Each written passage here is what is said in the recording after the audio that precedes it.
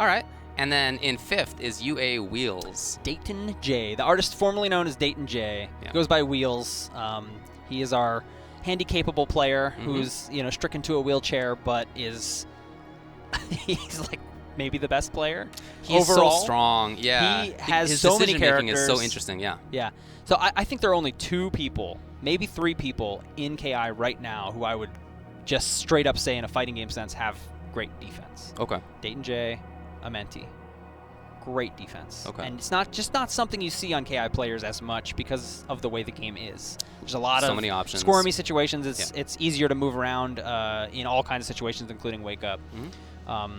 But when you see Dayton and Amenti do the types of things they do, and exercise the kind of patience they show, it's like maybe there's layers to this game we haven't even seen.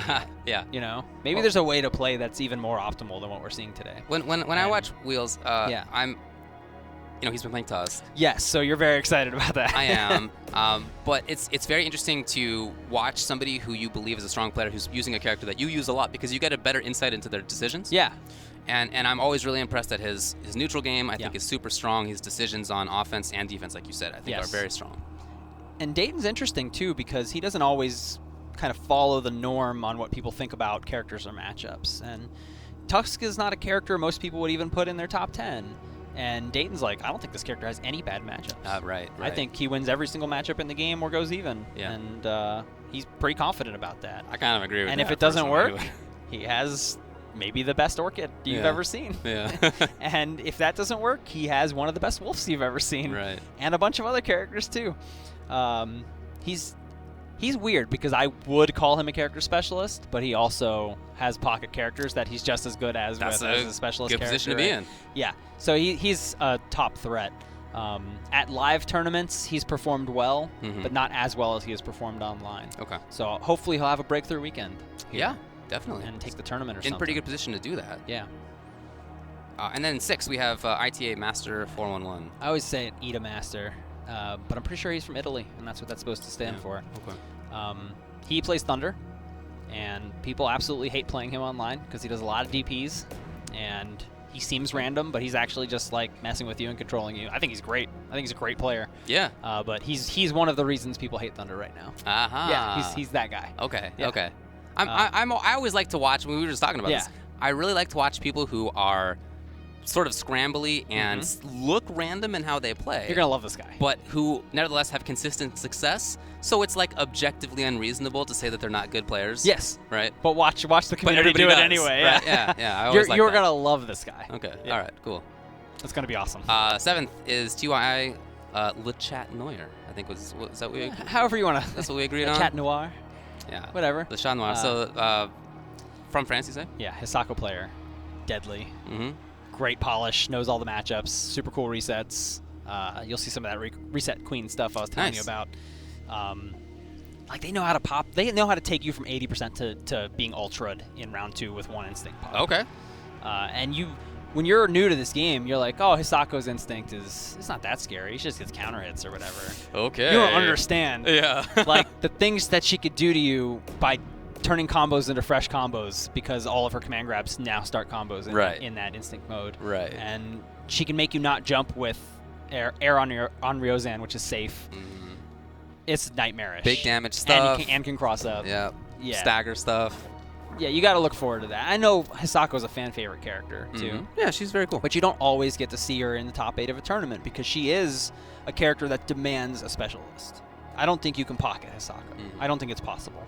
She's just too weird and requires way too much specific matchup knowledge, right? You could compare her to Makoto for sure in Third Strike. It was really hard to pocket Makoto. Yeah. You had to main Makoto. Mm-hmm. And Hisako's a lot like that. But when you see a good Hisako up there, you see Le Chat Noir, or you see Storm, or you see KI for Life or Charbok, it's... you don't want to fight that character, man. Yeah, it can feel sometimes like you don't know when to press buttons, where to press buttons. Yeah. Both when she's pressuring and also just mid-screen, mid-range. And mid-combo. Mid-combo? It's like, what do you do? Are you brave enough to hold up the entire time that Hisako's comboing you? Are you? I'm not. Sometimes. I'm not. It's got to be sometimes, but yeah.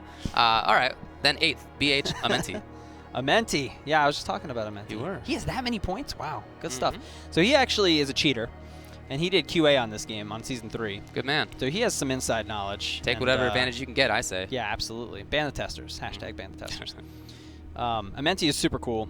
Yeah, he helped us out a lot on Season 3 with the QA stuffs, and I got to play him a ton in the office, and he has some of the best defense I've ever faced in fighting games, you know, outside of, you know, Justin and his echelon of players. Yeah. Super challenging guy to open up and to frazzle, like really hard to frazzle him, and his shadow counter game, it's like eye-opening. Nobody does it the way he does it or when he does it, and he's successful so often, and it's like, I'm playing this game wrong. I'm spending way too much meter on offense, and he turns meter into a complete reversal of momentum so often. I'm just like, I don't think I know how to play KI at all when I watch him play, or when I play against him, it's even worse. Well, that's a really nice thing to see. It is. I mean, it's super cool. Right. Yeah. It's of course tough to deal with for opponents, but to sort of learn that there's an extra aspect to the game that you maybe haven't considered, or maybe you thought about it, but putting it into practice is difficult. You know, that's always nice to see. He plays the sisters, Maya and Mira, and he plays Gargos. And he has the ability to play most of the cast. I've played most of the cast with him. He's pretty good. Okay. But I think those are his main focuses right now. Gotcha. And his Mira's pretty good. When we were developing Mira, he actually played her really conservative. He didn't spend a lot of blood. He did a lot of light bats and was really calm. But now he plays her more on a knife's edge. And I'm not sure why the switch, but it seems to be working for him. Okay. He had to win a recent online tournament to qualify. So. After that, 9th overall, Crazy LCD. Crazy indeed. He is a crazy person. And he is going to be playing, I think, Orchid this weekend.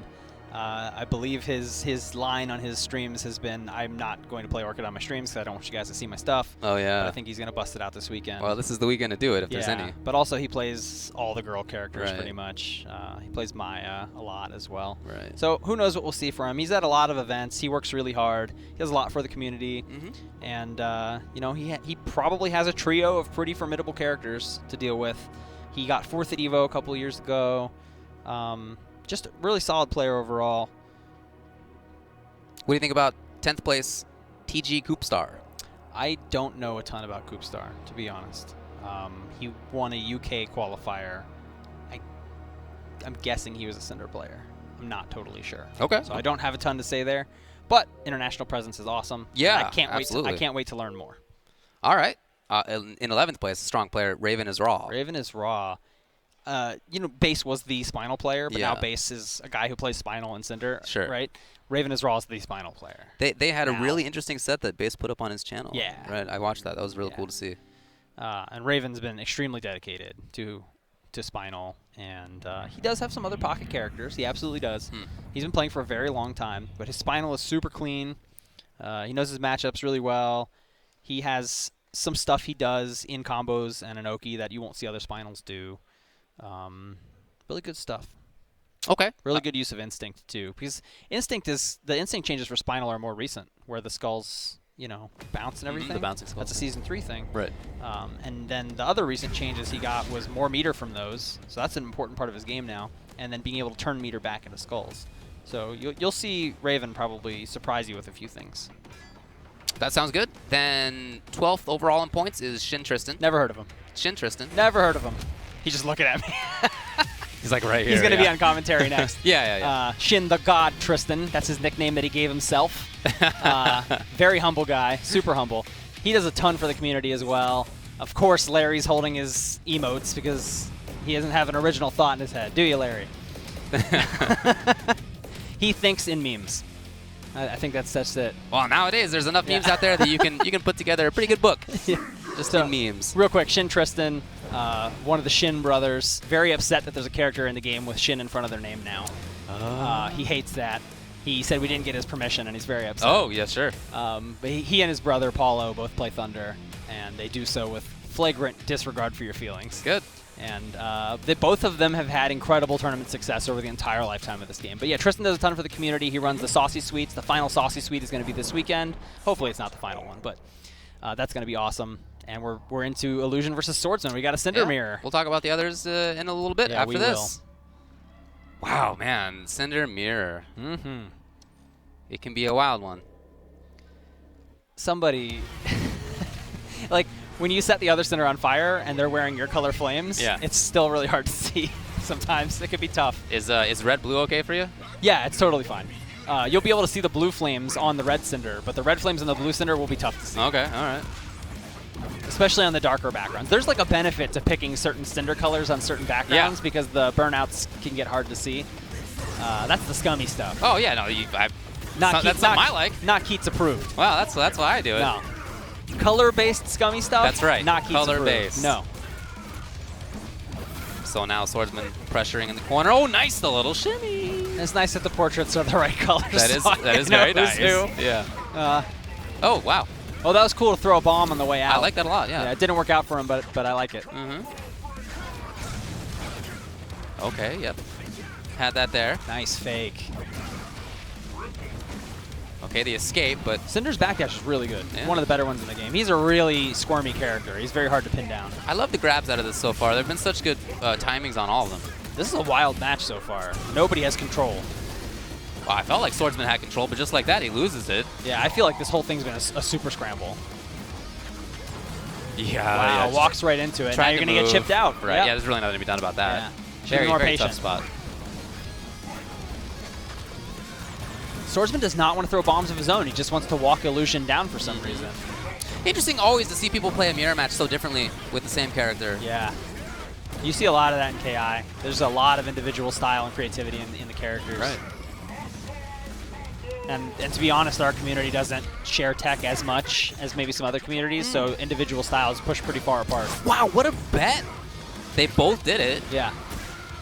You can tell. Swordsman just wants that final hit. That's all he's thinking about. Right. I just need making him greedy.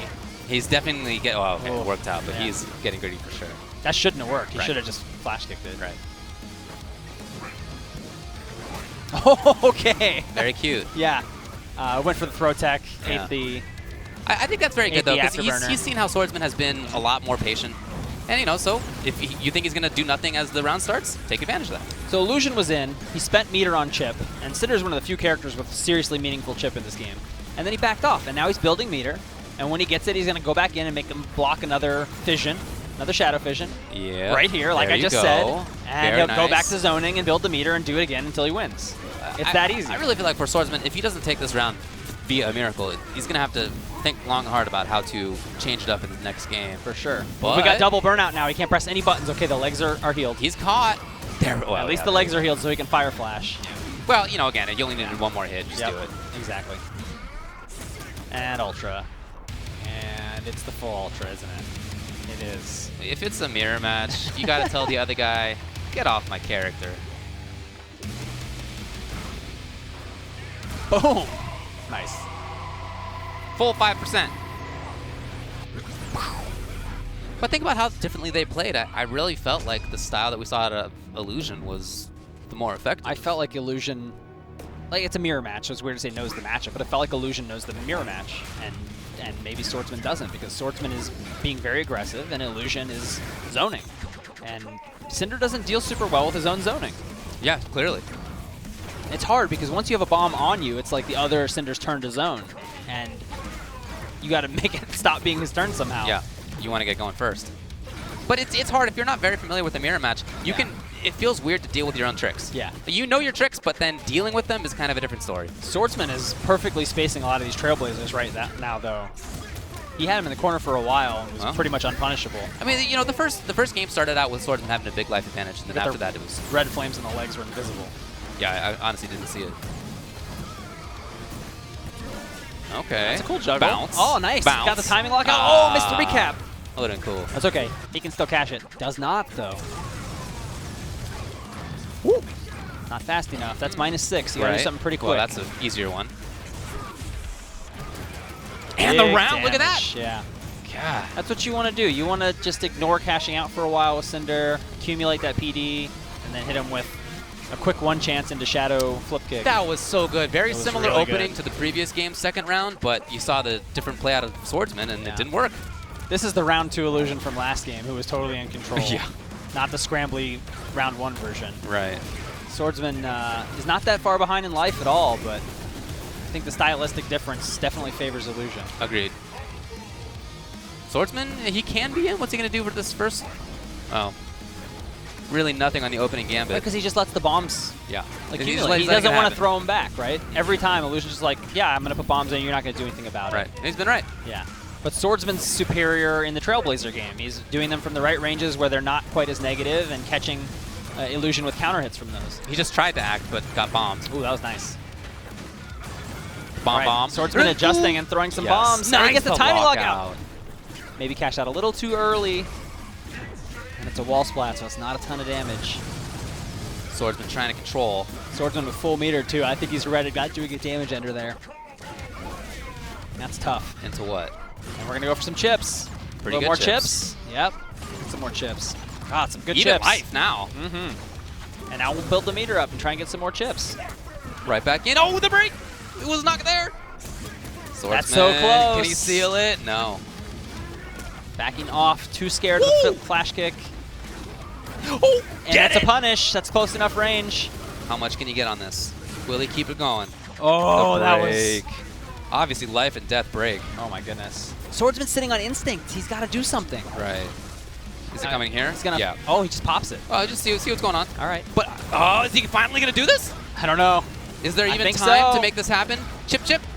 He's in there. Oh, no. Escaping. He could have shadow countered that, too. Oh, okay. Other side. Swordsman got there. Because you get 3 when you're fired up and he's in instinct, so he gets 3. Indeed. That was a nail biter. I still like Illusion style over Swordsman style in this mirror, but there's some good adjustments late in round 2. You know, if Swordsman can continue that adjustment that he made in late round 2 of, starting to actually put bombs on screen. Yes. That's the biggest adjustment that he needed to make. Yeah, well, he did it at the end. So if he can keep that going, that's big. For sure. It feels pretty plain to me that whichever Cinder is keeping bombs on the screen is totally in control of this mirror. Definitely needs to be a priority for both players. Mm-hmm.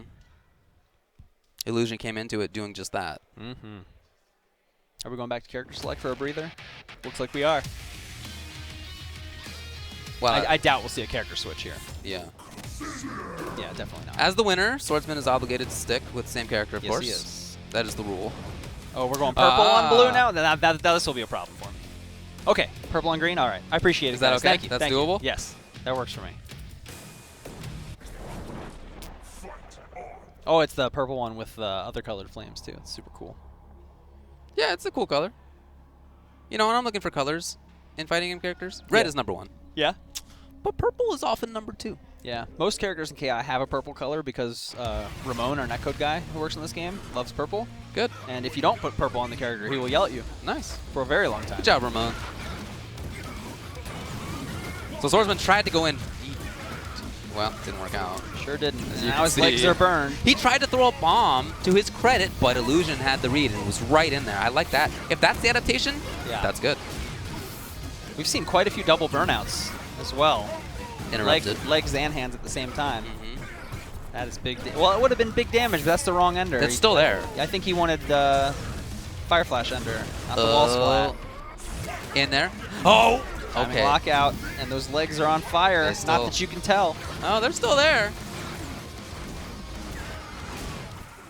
Nice. You needed that. And out of there. Wow, it was wake up grab. The legs are on fire again. Got caught. Oh, those legs are still burning. He doesn't care. He wants the life bar, and then he'll let it relax. Oh, he didn't get it. Didn't get it. He didn't get it. So he should have done very dangerous game. You can see he wanted to back off. I know. He didn't want to play that dangerous game. Because he thought that was going to kill, and it didn't kill. Yeah. Oh, Swordsman is doing the zoning, and I love that adaptation. That was clearly the change.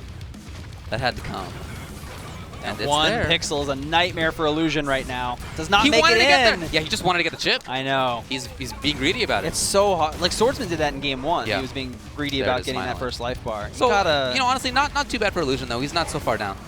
Players have to watch out for that. You get predictable when you're hungry for that 1 pixel. Yep. Trying to play some footsies. Swordsman at nice range. Range where he can walk up and grab and get things going. And that cashes it out. Swordsman on the cusp. Hold on. Advancing. Illusion. Illusion has instincts. The grab. That's something he did a lot in earlier game. We're going to build up some PD. Yes, and he continues it rather than Can the he grab. convert? He has the meter now. He could convert it. He could convert it. There it is. Oh, how much was that? We're back. Yeah, just like that. He is alive. We are back. And Swordsman trying to move forward. He's back to this Bulldog style, which was off from the first game. Yeah, he's not doing much, but he has his instinct popped he right caught now. him in the air. He missed. But that's the game. Buttons were good. Wow. And he gets it. Great just adjustment like from that. Swordsman. Look at that pop-off. Yeah, well, that's to get into grand finals of this LCQ. Yeah, if you knock over the camera, you buy it. Hey, you know what? He could win a lot of money tomorrow. Yes, he could. And then he could afford the camera. Oh, you know what? On the other side, qualified for grand finals is Hi-Am Keith. He beat Kev Bones. He beat Kev Bones in top 4. Congrats to Hi-Am Keith, though. Yeah. Great. He looked great earlier when we saw him play. Yeah, he's showing his Riptor plush off on stage right now. I don't know if we can get a shot of that. Hamming it up a little bit for the crowd He's super out there. hamming it up. So yeah, it'll be Hi-Am Keith versus Swordsman to get into top 32 tomorrow. This is it. This is grand finals of LCQ1. That's correct. So one of these guys. And we mentioned all the players who were in this LCQ. I mean, it was a bunch of killers. A lot, yeah. At the start. It was and gross. all that's been winnowed down to just 2. You know what's really cool? If you get in a top 32, you're already in the money. Right. Whole top 32 gets some money. I mean, you're not going to make a lot of money in last place, but you get something. Well, so that's a big deal. You don't. It It's not is. like he has to fight his way into the money tomorrow if either of these guys win. I really appreciate that because in order to get into top 32 you had to tomorrow, work all year. You had to have done so much work. Mm-hmm. And so it's nice to be rewarded. It sure is. Maybe someday we'll all be rewarded. I hope that's true, friend. Someday. All right, he's got the Dino plushie. It won't stand up on its own. That's not a good sign. That's a bad omen. If it won't stand up on its own, I don't know how he can win. Maybe it's just how he's going to play. He's not going to stand there. Maybe it's in Predator stance. Right, yeah. It's waiting That's to the pounce. stance. He's going to be moving all around, including on his own side. Yeah. Let's see what the matchup chart says about this while we're waiting. Sure. We got Riptor versus Cinder. We're not going to see anything else out of these two players. These guys are both specialists. It'd be real weird if the guy with Cinder shoes and the guy with the Riptor doll switched away. Looks like this is listed as 5-5. Right in the middle. Nice. Even match.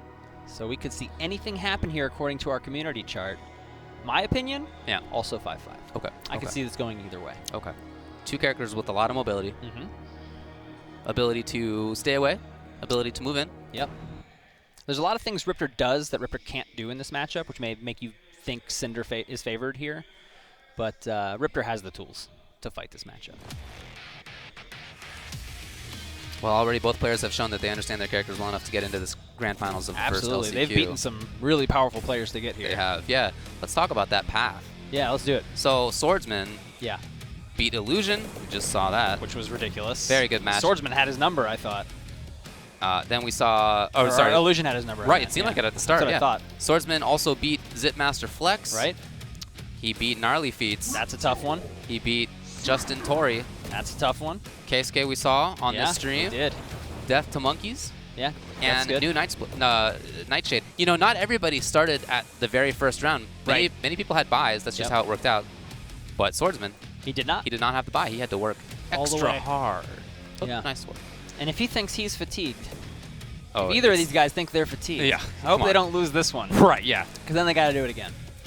Hi-Am Keith beat Kev Bones. Yes. He beat Sean Ryu. Yes. He beat Dutchy X Cheatin', as well as King Koopa. Mm-hmm. Joe Dirt.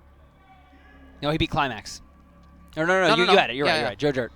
Then, as well as N1 Special and Mr. Diddles. So they both started from the very first round. Neither one of these players had a bye, and yet they were all the way through. Again, it was random seeding. Oh, the mortar came back down. And we're off. All these are 2 out of 3 for the LCQs, guys. This is high-pressure gaming. Mm-hmm. Everybody here has been playing KI all year, and they want to get into that top 32 right now so they don't have the pressure of these remaining LCQ brackets. This was the same matchup that we saw Hi-Am Keith play when he was on stream earlier playing against Dutchy X Cheatin'. Yeah, and he handled that was good. Exquisitely. Yeah, played very well. Oh. Woo! There was a potential whiff punish there, but wasn't taken. I like that harassment range. I do too. Cinder's buttons on the ground are not good. Right. So he has to rely on Trailblazer, which is not very safe either. But if he does it from the right space, he can generate counter hits and some stuff like that. There is that range there where it's kind of a hole in his game. Yes. Right? And I feel like that's a range where Riptor can play well. Yeah, Riptor's good there because of crouch hard kick mostly. Because Riptor's normals aren't superior range either, other than crouch hard kick. Stand hard kick's all right too, but it's risky because it's a 3-hit and it'll get shadow countered. So you have to be smart about when you use that. Man, Keith is getting a billion mileage out of mortar, wait a minute, sweep. Right. I don't know why people stand up there. There's no overhead threat. I don't know what to tell you. But they do. They have been. They have been, and then he gets sweep. And it's right back to the same situation. I think it's just people trying to move. You know, everybody wants to move. They want to walk away. If you have a character like Cinder, so mobile, you want to use the mobility. You don't want to hang out. Yeah. I think you're right. You got to hang out. I think it's mobility. They definitely want to walk. They don't want to block the mortar, so they're like, oh, I'll just take a step backwards. Do other stuff. Yeah. And then sweep hits you.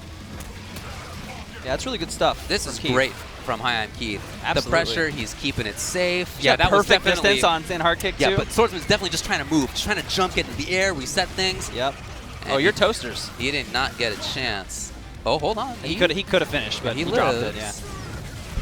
Yeah. Sweep to the rescue. So the range on yeah. So in Instinct, Riptor's hard kick range is stupid. Right. Like doubles. Even it's bigger. not the most effective like comeback instinct, but if you're just playing a solid footsies game and you pop it, now it's that much scarier.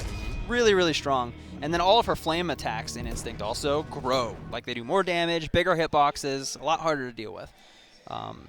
And great use of it from Keith to just change the range of his sweeps and catch Swordsman walking back a lot.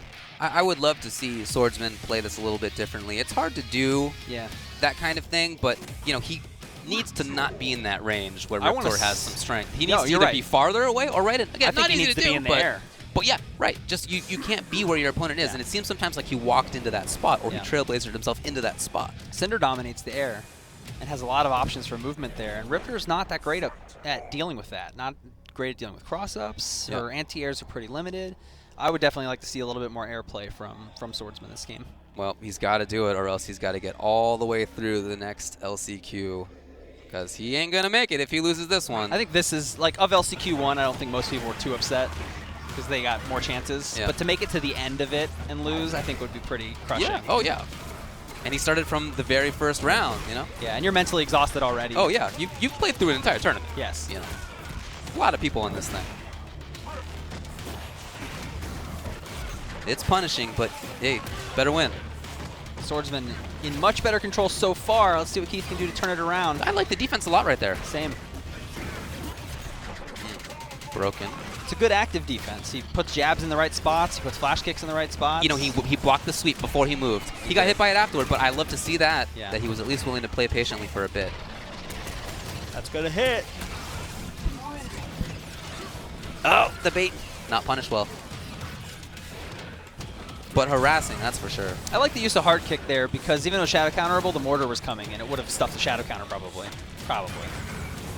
Blows it up. Not. Some zoning here. Swordsman in much more control. And he is doing that distance, airborne play. Yes. And he ate a mortar, but it's not that much damage. And when he was in that mid-range, that was so disastrous for him in the first game. He was just patient. He blocked it out. And right there, he flew right over top Riptor and dropped straight down with a medium kick. Riptor does not deal with cross-ups well. I love it. I think he's making exactly the right adjustments. Yeah, she's just too wide. Oh, good whiff punish. More time in the air. It's just very hard for Riptor to deal with all this airplay. Yeah, very, very nice stuff.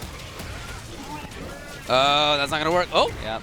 Just blocked it. Keith is going to need to find a way to discourage this airplay. Oh, man. This or is I think this is going to snowball against him really bad. Yeah. There's a conflagration. Oh boy. The second, of course. Yeah. This is not going to be enough. This patient really? Did you see that range he did it? Come on. This patient play works for Riptor when she's in the lead, but when she's not, and you have to make something happen, that's tough.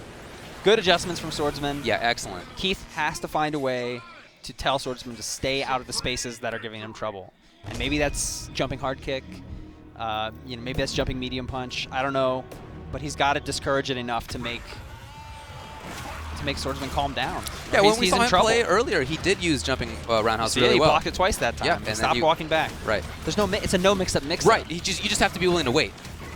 He wasn't the first game, but he has been since then. Perfectly spaced Trailblazer into a counter hit again. Swordsman has those on lock for sure. That's like the hallmark of his style today. Oh, he tried to counter sweep. That's not really going to work out. And we'll punish that? No, we won't. We won't for a heavy. Boy. Could have punished that with a light. Light pressure, but interrupted. We're still cornered. Lands right into sweep. I like it. Look at this. There's so much more patience on Swordsman's side. That's good. That's a good response. Because the Trailblazers into counter hits have been getting Keith a lot. Oh, boy. He was so worried about wake up. And we're getting all that white life back. It's almost healed. Excellent spacing on just setting up mortars out there. But Swordsman's in. That's okay. The damage is pretty low. I think Keith will take that.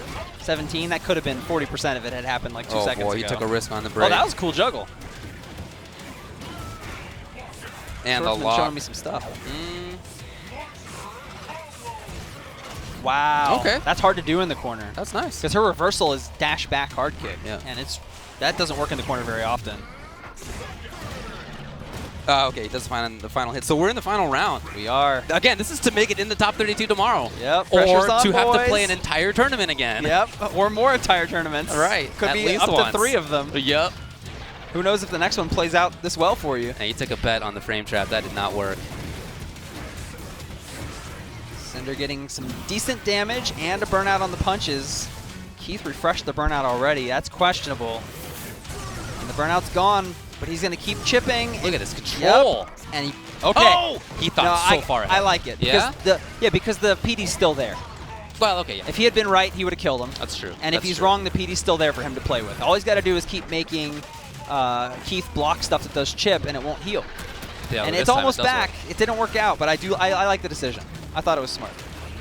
Now a lot of patience. Oh, just like that, he turns it from patience into pressure. He does break. Oh my God! And they both are sitting on instinct. Look at this spacing. Who's going to go in first is the question. Swordsman jump hard kick is so strong when Riptor's in instinct.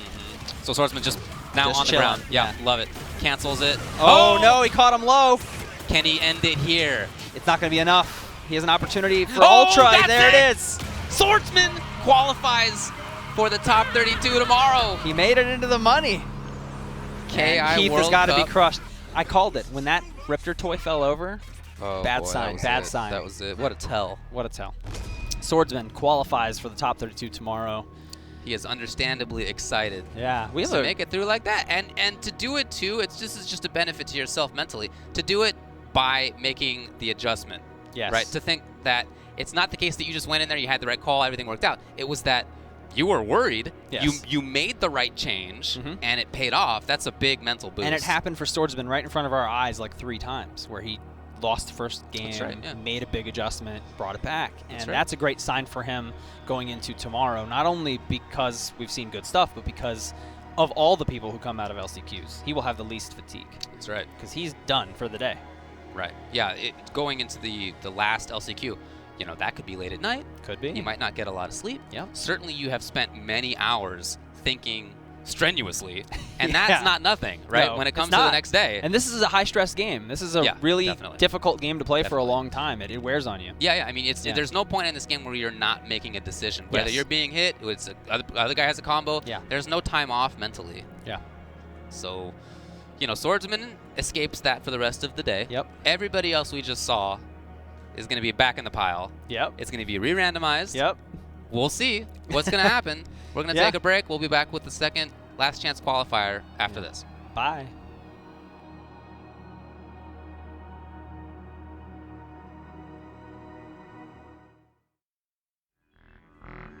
To the killer groove. Cool.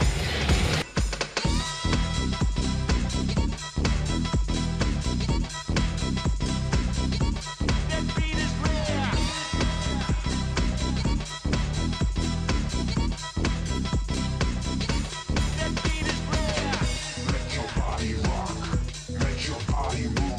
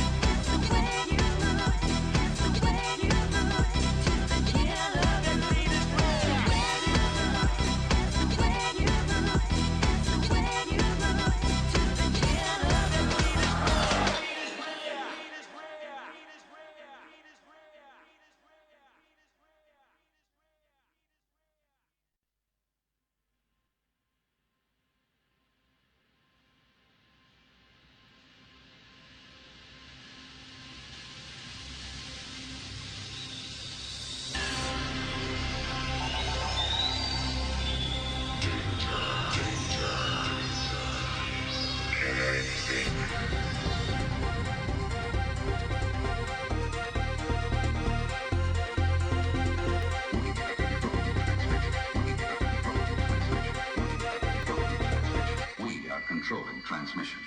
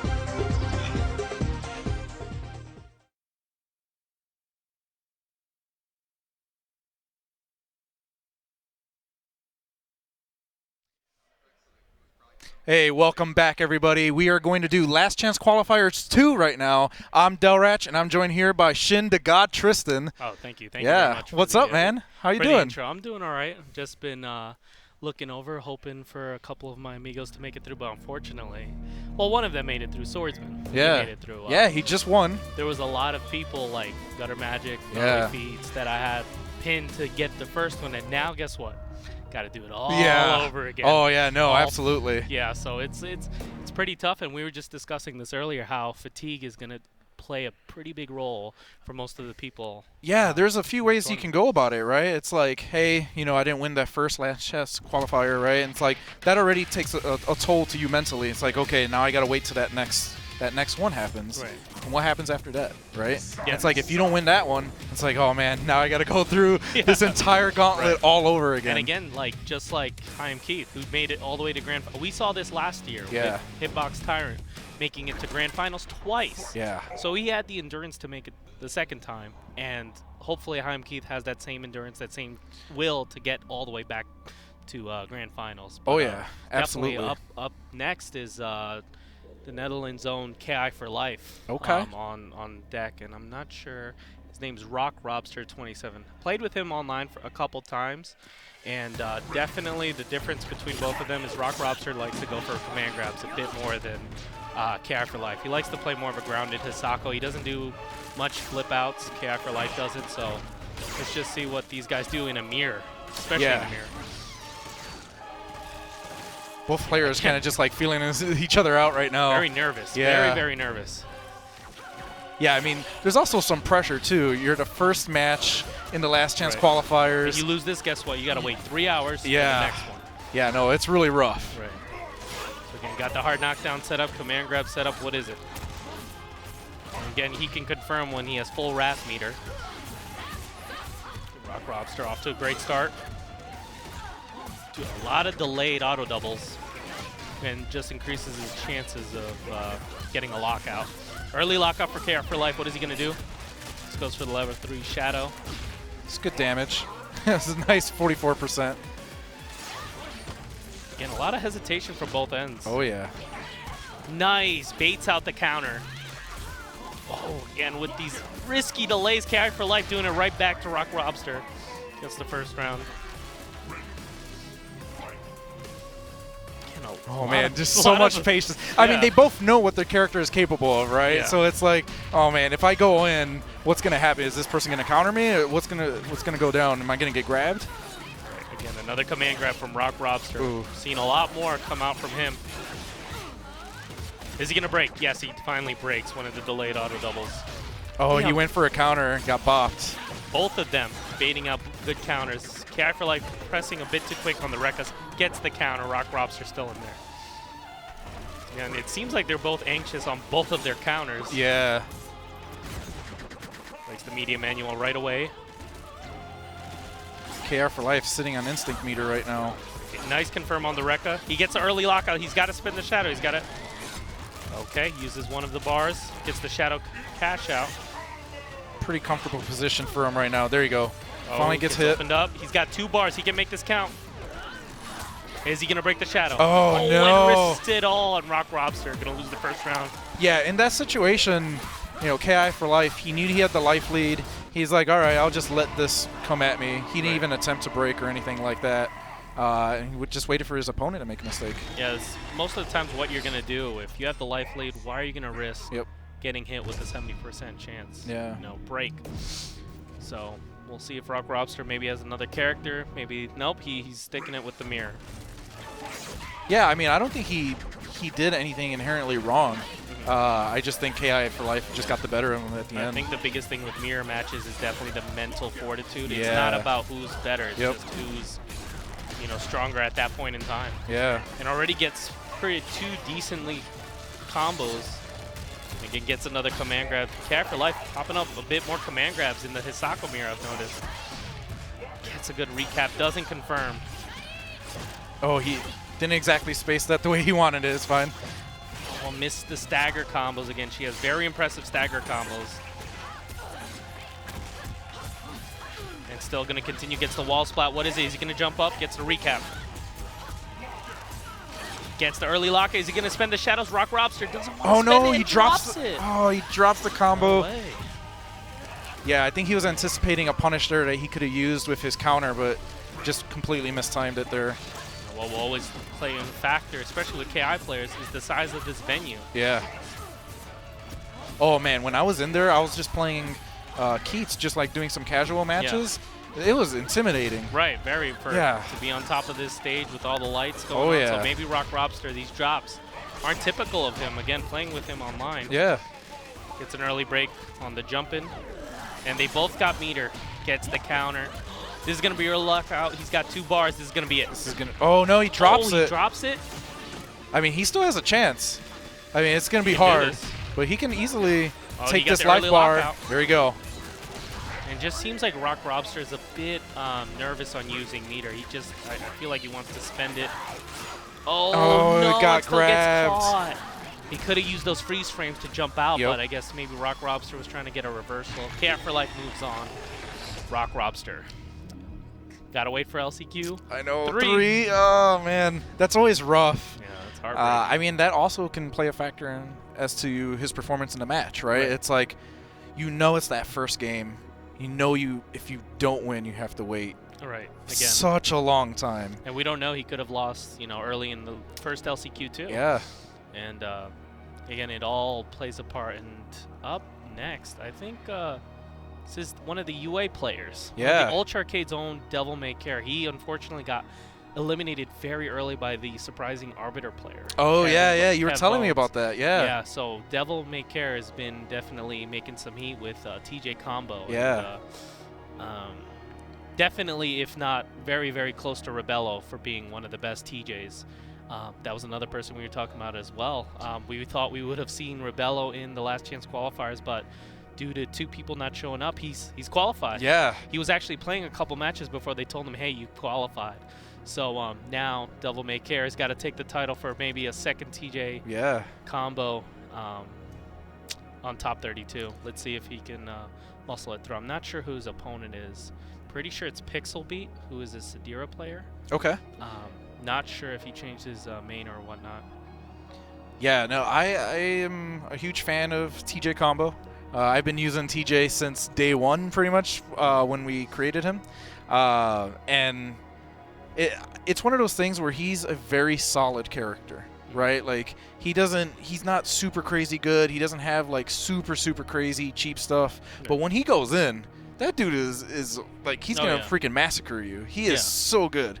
And especially in Instinct. And yes. With the creation of Flip Out.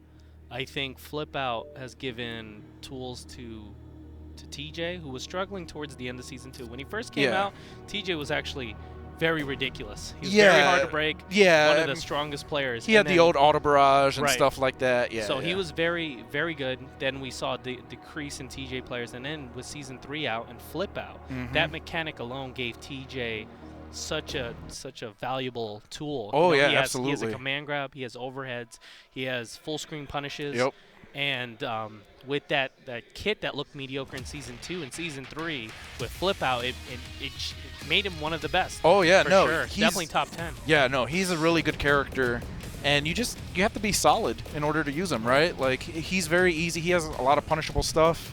You know, he has roll, which used to be totally invincible. Yeah, it was totally invincible before, and then it got toned down to a more reasonable level, right. and it only goes through projectiles now, right? Yeah. So TJ players had to adapt to that, and then they had to adapt to the auto barrage change. And for some TJ players, that was too much for them, right? Like they had their one strategy and they wanted to go with it, but I mean, the flip out stuff is insane. Like you can do juggles into flip out, into command grab, into more juggles, and that the character's insane. My apologies, but Devil May Care is actually facing DE Climax, so that's my apologies on the mix-up, and he's pulling out General Ram. Definitely one of the characters I picked up playing.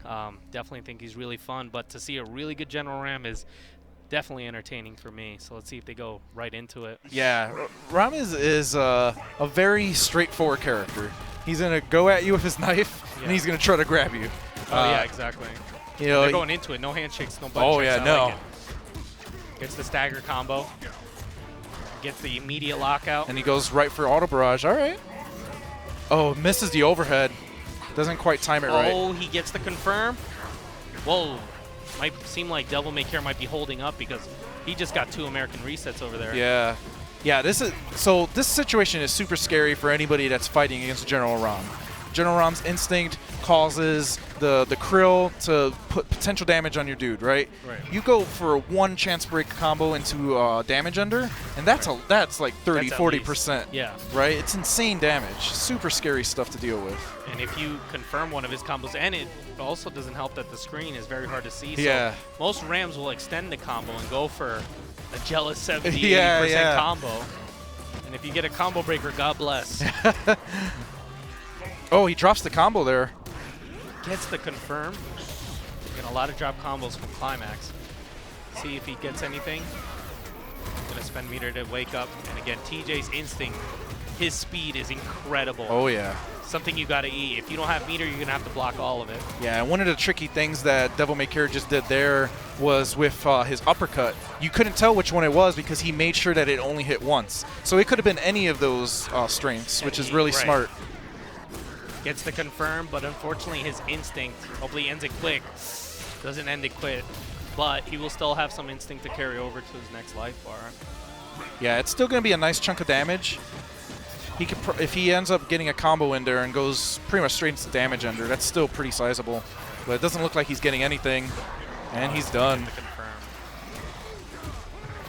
Again, Devil May is one of the TJs that I never thought TJ had an anti-air ever until I started playing with Devil. He started showing that he does have anti-airs. Yeah. Not even with meter. Yeah, yeah. And he's been doing that against Climax a ton. Climax has been trying to open him up a lot with jump heavy kick, jump heavy punch. Yeah. Yeah, General Ram's jump heavy kick is pretty ridiculous in range, so I can see why he's going for it. But I mean, Devil May Care, he clearly sees that happening, right? Oh, the armor just eats it. Gets the confirm, breaks immediately.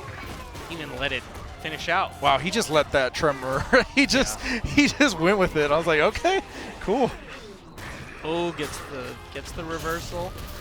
See if he goes for a flip out or anything. He's not going for any of the mix-ups. No stomps. Yeah, nothing. The stomps are one of General Ram's strongest tools. All right, he has the krill on him.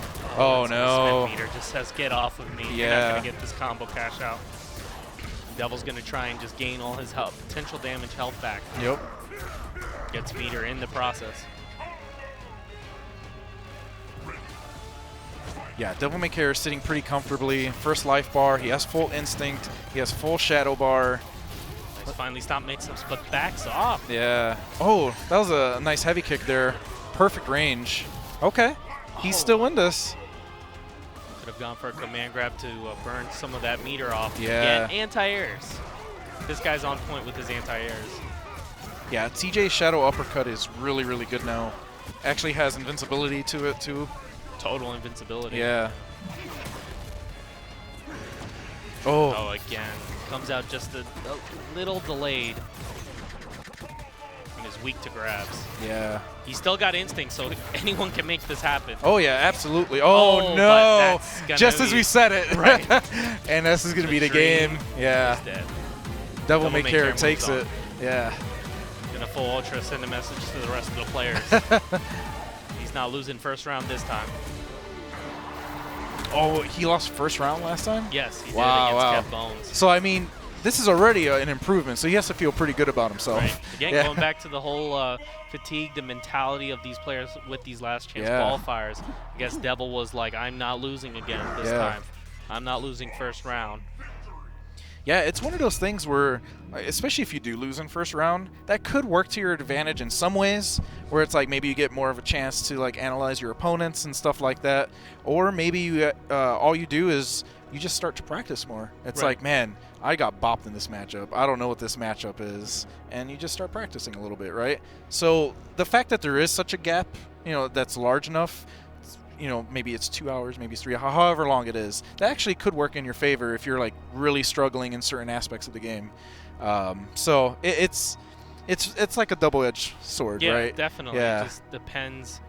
And it could also be right person, right place, right matchup that happens. Exactly. And, you know, I even told people, I was like, man, I wish I could just sign up for this and just, you know, like, because, I mean, these guys are going through war right now. And I've said, and this happened last year with water horses, I said, whoever wins last chance qualifier is going to at least make top 8, maybe top 3. He didn't make top 3, but he made top 8, water horses, after making the gauntlet. And whoever wins the last chance qualifier this year, because there's, what, more than 200 people? Beating every single time. Whoever wins the last one has played over 92 matches. The third one is 62. If you win the third one, the second one's about 40, and the first one's like 19 matches. That's insane. Yeah. 92 matches. Yeah. That person's an iron gladiator. Yeah. Oh, man. He's just like thinking about that is... Yeah, just insane. It's so rough. Right. But only here can you experience that. No, exactly. Like, there's nothing like this, right? It's like you may have some events that have maybe like one last chance qualifier, but it's really like this really sets this tournament apart, I think. Definitely. Man. And up next, one of my favorite characters to commentate. Oh, yeah? My very own. Gutter Magic. Yeah, Gutter Magic using Thunder this time, not Tusk. That's your suggestion, isn't it? Oh, yeah. Yeah. So, it was you know, Gutter has told me he hasn't been playing for quite a bit. Kind of showed up here, but played against him, it does not seem like he has taken a break at all. He's just as good. And I told him with Thunder's power and flip out and all the tools that Thunder's gotten, you know, pull it out. Tusk is pretty good. Tusk is really good. But Thunder is someone a lot of players can't deal with that. Oh, no, absolutely. Yeah, Thunder is a lot like TJ, where in Season 3, just like having the flip out just changes so much. That's a huge, huge opportunity for a command grab character, right? Like, that's absolutely insane. Yeah, and he's facing Brandon Chun, using Kim Woo, who's not used very often, even with all the buffs she got. Goes for flip out, goes for launch ender. Oh, nice backdash. Breaks immediately, dash DP. I like the pressure that Gutter is keeping on Brandon right now. He's just pretty much giving him no opportunity. He's just walking at him at all times. Gets a good trade off the bat. Kim Woo having 2 dragons to cancel out into 3 dragons now. See if Brandon can make anything happen. Kim Woo's damage is nothing to laugh about. I think is definitely contestable. Goes above Thunder. Oh, yeah. The only person above her is Tusk. Yeah, if she does the dragon kick, that thing is insane. Gets the overhead reset. He goes for the mix-up yet again. There's the dragon kick right there. Is going to get it? Gets nice. The cash out. Okay. He's got 1 dragon for a cancel. He's got no meter. Gutter's got 1 meter on board. Shadow command grab might be coming. Oh, he's just bullying him in the corner right now. Not giving Brandon any opportunity to get out. Jumps. Nice cancels. Will this be it? Oh. Oh, wow. Auto double into manual. All right, let's see what she does. Oh, she doesn't go for anything. Okay. Maybe she was scared. Brandon was scared of a breaker there. Oh, Spends the meter, just says, I want to get out of there. Doesn't do a follow-up at all. Brandon Chun's the hard knockdown. Brandon Chun's been on point with his backdashes, but he hasn't done anything afterwards to capitalize on the opportunity. So hopefully in that next game we can start seeing him capitalize on a lot of those chances that he's missing right now. Yeah, definitely. There's a ton of follow-up options that she has with dragons that you can cancel out of. Yeah. And we haven't seen any of that from to Brandon. Oh man, Gutter Magic just going right in at the start. Again, with another overhead reset. Gutter going for a lot for that. Gonna cancel. Oh. Tries to reach him in the air, nothing. Goes for pure damage there. No breaks. Uses meter to get out of there, not having any of it. Delays the stomp. She's out of the special. Oh man, she was out of the corner. She just can't keep Gutter off of him. Gutter's playing extremely passive. Yeah. From what I've usually seen. Yeah, I think it was because Brandon Chun's in Instinct and just doesn't want to deal with the potential Dragon Cancel possibilities. Right. So he's just not even giving him a chance to use it. Let's pull meter off that. Oh, immediate cancel in the Shadow Command grab. What is it? Is he going to get a power-up? Oh. Breaks the heavies. That's always heartbreaking. Yeah, this is going to hurt. Why not just take the 2% over the 70? Yep. Does it cancel? All right, let's see. Can he at least get this life bar? That hurts. Oh, okay. Oh, no. No, doesn't capitalize. Oh, this Got is the hard knockdown. What is it? Overhead yet again. Brandon Chun out of the tournament. Gutter Magic moving on. Gutter Magic made it pretty far in the first last chance qualifier. He making did. It to semifinals, losing only to Swordsman. Yeah. Or at Topic. It might have been at Topic. One of the Cinder players. Yeah, yeah. So, Gutter Magic. Yeah, I mean, he seems pretty excited.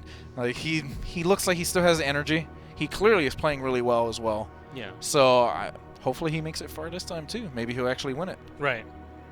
Again, 2-time Top Evo finalist. Yeah. For Gutter, almost making it a third time. Yeah. Got 9th place, unfortunately losing to Gnarly Feats. Yeah. So, but it would be surprising not to see him make it out of one of the last chances. Yeah. So up next we have the very own tournament organizer taking some busy time out of his day to see if he could get into his tournament. Huh? Yeah.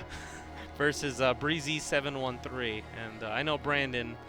Ever since you released Tusks, he's a big Tusk fan. Oh, he looks like Tusk. He plays. Oh yeah, role. I mean, I got this shirt too. Like, got that Tusk shirt. Look at that. Wow. It's so cool. Let me move my badge out of the way. Yeah, this shirt's sick. Oh yeah.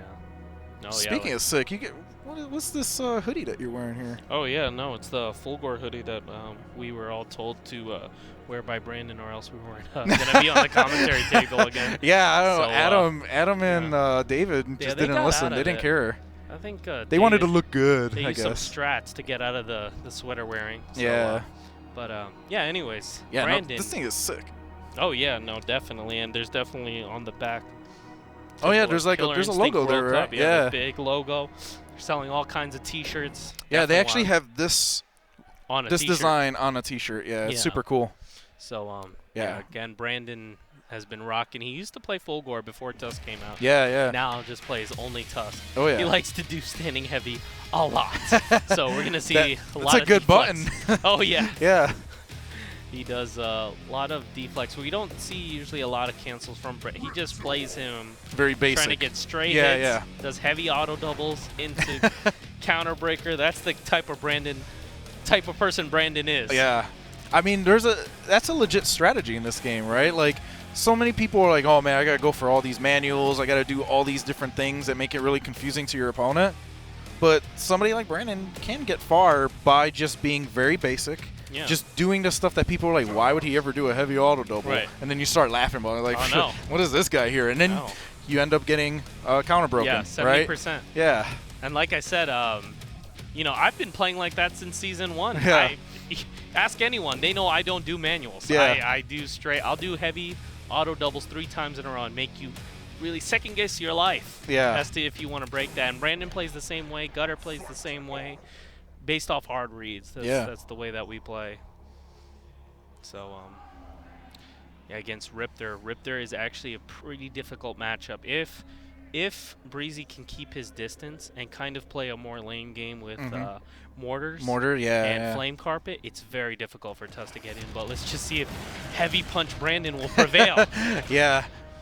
Yeah, I'm not familiar with Breezy's Riptor, so I'm not sure how crazy she's going to be with flips and stuff like that. Definitely. So we'll see what the strategy is. Because maybe this guy doesn't do the lane play. Oh, man, he went straight for Flame Carpet, got bopped. Yeah. Wakes up immediately, gets the wake up. Oh, off no. the bat, we said it. We said it. Gets the immediate 70% chance. It's such a mind game, yeah. Oh, yeah. Gets the hard knockdown setup. What is it? Jump medium kick. Now it's Breezy's turn. He gets the combo breaker right back.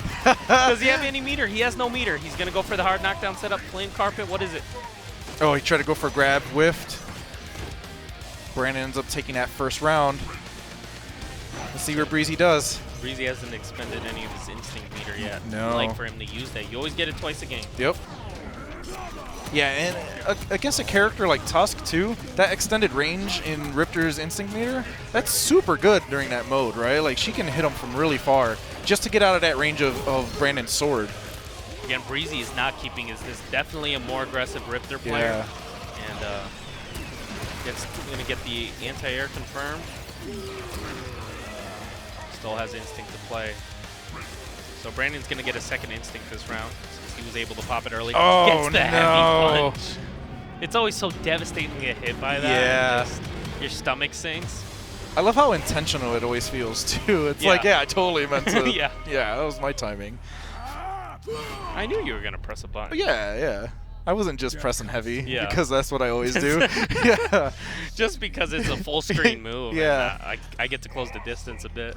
Yeah, I would like to see Breezy try to create some spacing in between the two characters. I really feel like the aggressive play is not working in his favor right now. Again, another heavy no break. Yeah. He's nervous for that first counter breaker. Oh, yeah, definitely. Oh, he's got the early lockout, but doesn't confirm. Oh, nice. Gets him with a cross up there. Okay. Breezy getting a little more aggressive. We're seeing more flip out resets. Is he going to be able to break this? Oh. Locks out yet again. He's locked out twice on that. If I was Brandon, I'd just keep letting it rip. Yep. And again, heavy punch. Gets the deep leg. Riptor sitting on full meter right now. Uses instinct. See what Breezy does. He just really wants to be in there. Right. And not opting for the lame mortar gameplay. And I haven't seen yet. Riptor's really strong at the hard knockdown setups. He's gonna get the reversal. Gonna cancel right away. Spends all his meter just to cancel a whole bunch. That's a very Brandon thing to do. Yeah.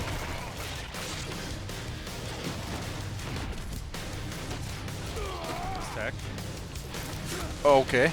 Wake up throw, it's fine. And going for the stab at the end. And that stab doesn't add much damage per se, but it increases your next combo to a level 3 instantly. Yeah.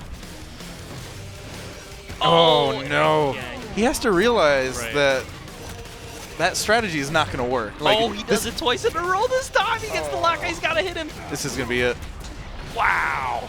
Yeah, at some point when you get deflected like 3 times in a row like that, you have to realize that that button that you're pressing, you got to just change it, man. Yeah. You just got to do a different. Or you got to hold it. You got to block it. Or you got to block it. Yeah, absolutely. It is punishable. It is. It is punishable. But a lot of people don't per se do jab punishes. And a jab punish is all that's needed against that, especially at the range. Sometimes Brandon was using it. He was right next to the Riptor player. Yeah, yeah, you absolutely. Do an, instant light kick or light punch and confirming a combo. But I guess Breezy's the knowledge wasn't there. So maybe this time he'll be taking time off to learn against that. Yeah, absolutely. So he's out of the tournament, unfortunately. Brandon, the own tournament organizer, moving on in his own bracket. No, I mean, that's good for Brandon. Yeah, of course, yeah. You know, when you were talking about, like, we brought up how, let's say you lost in a match, and you're like, man, I just don't know how to deal with, like, whatever that pressure was. Like, I'm having trouble with Tusk. Yeah. There's no guarantee that the next time you play in the next qualifier bracket that you're even going to fight a Tusk. So it's one of those things where it's like, do you want to take the time to actually learn this thing, or do you want to try to learn something maybe more universal, right? Like, it's one of those things where it could easily backfire on you because the person that you're going to fight, there's no guarantee that you're going to fight them again. And you might fight somebody that does just something completely different, right? Yeah. Like, that's one of the cool things about KI is that everybody plays their character differently. So just because you fought a Tusk that was very, heavy punch, that doesn't mean that you're going to fight somebody like that again. So that strategy can work in your favor sometimes, maybe not in others. It's really risky. No, it's definitely, again, going back to what you were talking about, learning something universal. Yeah. And learning something that could be applied to every character in the cast is definitely something that I think more people need to know. But again, not knowing that, hey, I could punish standing heavy punch, Tusk standing heavy punch, and I don't have to eat it all the time. Yeah. Could have changed the tide a lot because it would have made Brandon say, hey, I can't keep doing that because this guy keeps punishing it. So it's definitely a combination of both. Yeah. Knowing frame data of certain characters and then knowing things that work for every character. Everyone, yeah. So up next is TBS Hank Hill versus Dutch X Cheek. Yep. Okay. So you were telling me about Hank Hill, really good TJ player. Oh yeah, definitely. Made it pretty far in the last bracket. Yeah, I think he made it to quarterfinals. Yeah. He might have lost to one of the Cinders. But yeah, TBS Hank Hill is someone else who's extremely aggressive, who makes use of those clip out rolls. And there you go, right there. Right. Just waits, opts to wait. All over Dutch, finally getting him off his back. Gets the confirm. Nothing. It's fine. Yeah. It's fine. It's his first match of this qualifier. It's okay. Big punish. He's going to get the target combo confirmed. He's a nice amount of PD on him, but he's not cashing out on anything. Dutch not opting to get recaps, maybe. There you go. Finally cashes out what turned out to be 3 combos long. Yeah. He's getting a feel for himself. It's fine. He still has another round. Hank Hill on instinct again, just terrifying. You want to have meter on deck to be able to deal with that instinct. Yeah. But we'll see if Dutch is going to be able to build that up, or if TBS Hank will even use his instinct for his life bar. Oh man, this is one of those really rough situations where you're so close to taking that round, and then you end up just getting hit. You can't open them up again. There you go, finally. Takes the 1 pixel, and that's why a lot of people opt to use meter, use instinct, take away that last pixel, stop the momentum. Yeah, pretty much got to do whatever you can, right, to just get out of that situation. Oh, he catches him, the Inferno there. Again, break on the heavy linker. A lot of mix-ups from TBS, but not using his instinct. Yeah, at this point, he's probably going to try to keep it for last breath. Okay, doing pretty good. 1 chance break. He's got another meter. Gonna burn it again. Is he gonna be able to get a recap? Oh wow, he broke the heavy there. Okay. It's a burnout. Is he gonna let it build up? He might. Yeah. No, instant anti-air. It's one of those situations where he has. I mean, he still had last breath. His opponent had pretty much no health, burning out his arms. I don't know if that really would have affected too much, just given his situation, because he's just going to probably YOLO power line or something like that. Get that last hit, yeah. Good momentum on Hank's side. It's the early confirm. Breaks immediately. Oh, no, he completely got himself, like cheating just let Hank get out of the corner entirely there. He should have kept the pressure on a little bit. Just to keep the heat on him, right? Right. No pun intended. All right, he's going to build up all this potential damage. Is he going to be able to confirm? Gets the throw. Again, another mix-up. He was able to block it this time. Yeah. Oh, he needs to cash out. Oh, no. TBS trying to bring back. Is he going to be able to? Breaks heavy again. Hank has been breaking extremely early on a lot of these, maybe to throw out a counter breaker. Yeah, so he opted to burn out his legs in that situation. May have backfired on him, but maybe not. Confirm anyway. Yeah. No, it's all the build-up. All right, sitting pretty comfortably there. He has full instinct meter. He has a bar of meter as well. Gets the autocorrect anti-air. Oh, it drops his combo again. Dutch doing pretty good on the life lead. Chill back and play it. Oh yeah, absolutely. That Infernal range during instinct is pretty insane. Oh, again, one chance break, just opting for the setup. Breaks the medium immediately. Oh, and just interrupts the frame trap right away with the shadow reversal.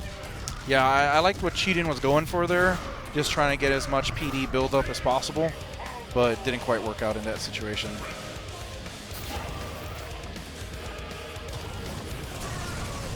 More PD there. Oh, no. Caught him backdashing. The command grab there. Oh, and misses it. I knew he was going to be going for a recap combo. Yeah. That's why he's been ending it so early. He wants that recap combo with TJ. Tons of PD here. Let's see what he can do. Throws out a bomb. All right. Another mix-up, can't block it this time. Hank Hill has been breaking Cheatin pretty consistently now. I haven't seen any counter breaker attempts here. Breaks immediately, 1, 2, 3. Oh, goes for the DP. Nice.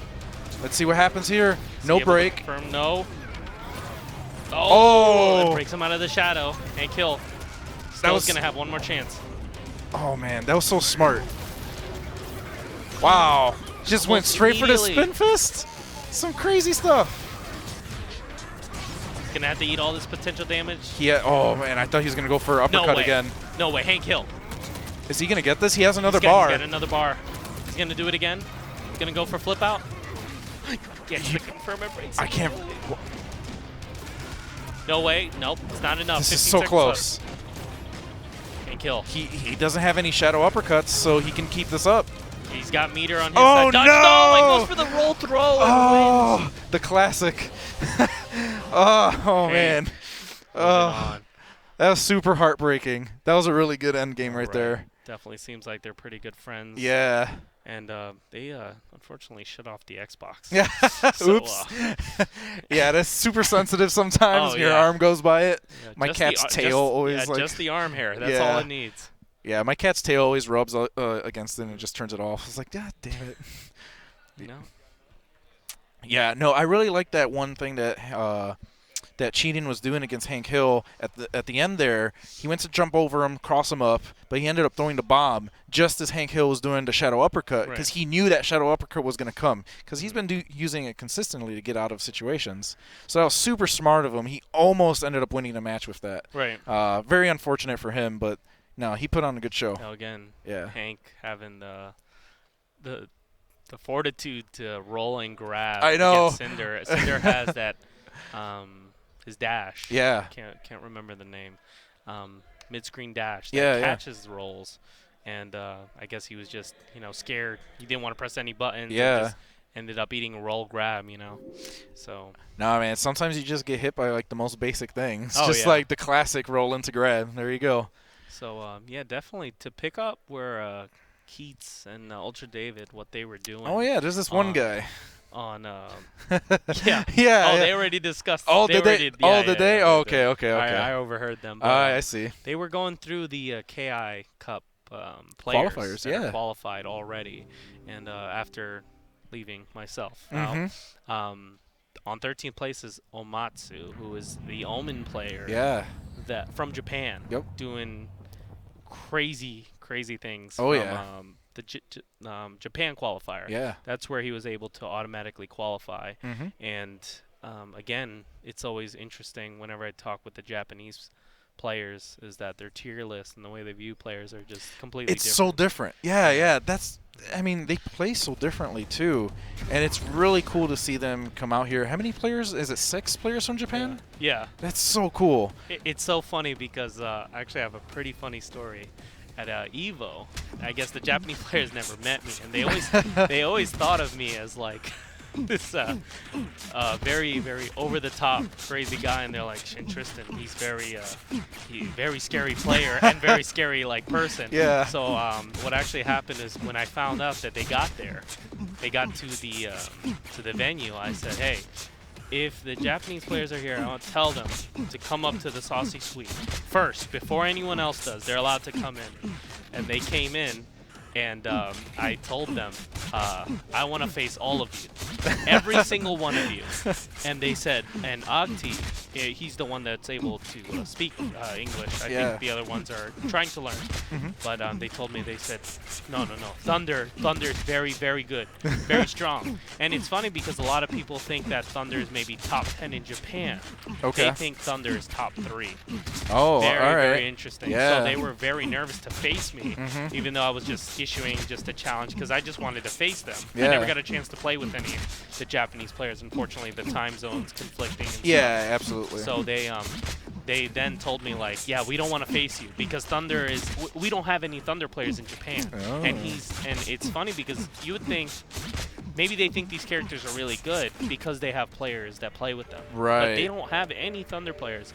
But they already think that he's one of the best characters, maybe from watching streams, maybe from watching Gutter Season 1, other Thunder players from other countries, and saying like this character is very powerful. So it's always interesting, and to see Omatsu use Omen, which a lot of people don't think is still very high tier. Yeah, they don't think he's really good. Yeah, it's crazy too because Omen's gotten better in Season 3. Yeah. He has some more tools. Flip out, yeah, that's one of them. And he also is one of those characters that kind of inherently got buffed because of the combo breaker potential damage thing too. Right. So it's like, even if you do break him, he can still deal some damage afterwards, right? Like that would have been one of the safe things to do. Oh, let's say he did his command grab, got full potential damage, boom, you break it. Hey, you're safe now. That's not the case anymore. And it's funny because everybody always talks about how am I going to be able to land that. Yeah. A lot of people actually don't know that command grab actually landed against an Evo champion. It did. Evo. Yeah. Rico was eliminated. I was watching that. Right? Yeah. Rico was eliminated because someone was able to pull that off against him. Yeah.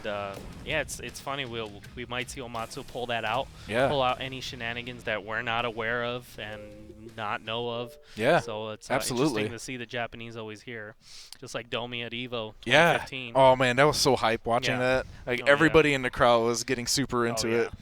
And it's weird because like not everybody even knows the entire story. Not everybody even knows about like the Domi loop stuff like that. Right.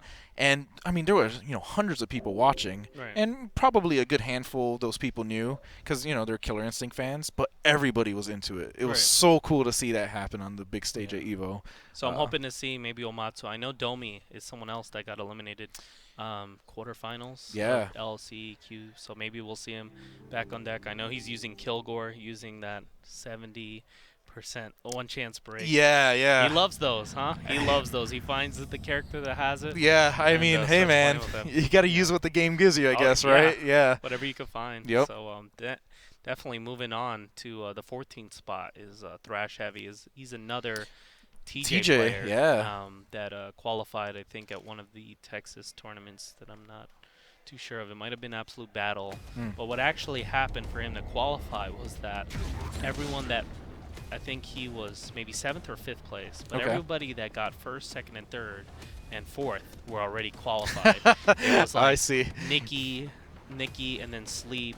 I think Nikki won the tournament, Sleep was 2nd, and then someone got 3rd. I know Base maybe got 4th or 3rd. And he was the next one on the list, so he was able to auto-qualify. Nice. But again, for the sake of, he was at the right time, at the right place. Yeah. And it's funny when a lot of people ask me, Shintri, when did you qualify? And I was like, I was in New York, and I went to defend the North. Luckily, I was able to, beat Nikki, and I made it. I was able to qualify. So it was a lucky circumstance for Thrash Heavy to be auto-qualified from that tournament because of all the people ahead of him. But he's definitely not a joke by any means. Oh, no. Thrash Heavy, his TJ is awesome to watch. I really like watching him whenever I'm watching those streams. Yeah. He has a really nice aggressive style to him that I think is different than somebody like Rebello. Oh, definitely. Yeah, again, I think Thrash is definitely one of the more calm TJ players. Yeah. I think if we had an order to describe aggressive Yeah. TJs, we would have Thrash behind. Oh, yeah. And we would have maybe TB as Hank Hill and Devil. And then you have Rebello, who's like, you have Rebello, yeah, who's, all the way up there. He just does crazy stuff, and it works. It is so scary. I don't know. Yeah. I don't know. He breaks everything, and counter breaks everything. Yeah. And it's a play style. Yeah. Right? And he's always exciting to watch. And so yeah, Thrash heavy, being at 14th place, and we were able to finally get the Xbox back to up to date. And nice. KI for life. Guess we're in the second round. Yeah, it looks like it. We've moved on, and KI for life is back. He's fighting Ice Water? 714, who is, I believe, a Glaciers player. I would, yeah, I'd imagine. Yeah, I would assume so. Yeah. He's gonna use Cinder or something. Watch. Yeah. Unfortunately, it takes quite a while to start the Xbox back up, but thankfully we were able to get back in there. Talk about a few players. Yeah, no. So, yeah, again, Ice Water pulling out Kim Woo. Okay. Interesting. Yeah. So, what do you think about this matchup, Kim Woo versus Hisako? You know, I don't see Kim Woo ever. She is not used often. No, yeah. not at all. I no, think you're the absolutely only person right. that brought her to light was maybe LCD. But yeah. even then, like, he had Ice Water is definitely someone who I knew played with him as well. Yeah. Again, with any matchup, counter is very scary. Yeah. And oh, yeah, Kim definitely. has a lot of follow-ups that happen afterwards. And she has a counter of her own. Yeah, and he ended up just using it right there, which is really nice. Because, you know, Hisako also has stuff that can be blatant, right? You know? So having another counter character is actually a pretty interesting change to the pace of this type of match. Something that's so good about Kim Woo that I've had discussions with Rico and other people is that her walk speed and her jump is so good. Oh, Something underappreciated by most players. So maybe Ice Water he's making good use of jumping heavy punch. Yeah. Care for life, not necessarily like it hit, but for him to block, to make him block, and to eat his following mix-up. Man, maybe Ice Water is. Confirms. Oh, he drops and it. misses. Doesn't have a dragon to cancel. Oh, went for the super blatant delay there. Man, I'm liking what Ice Water's doing right now. Again, breaks immediately. A lot of jump-ins, and it's very hard for Hisako to deal with that. That's definitely one of her hard points, besides her recap. Right, yeah, no, absolutely. Gets the immediate overhead right away. Breaks immediately, has no choice. He's endangered. Oh, no, this is going to be, doesn't. Gets the recap, he's got instinct. Maybe he's opting to use instinct next round. I mean, he's going to have to soon. He's got dragon, cancels. KI for life is going to have to play out of his mind. Oh, and that's it. It's immediately into ult. That was such a strange normal to use Yeah. mid-screen because it has such a slow startup, but maybe KI for life was anticipating something else and got hit by that. That was a very strong performance from Ice Water. Really, really solid Kim Woo.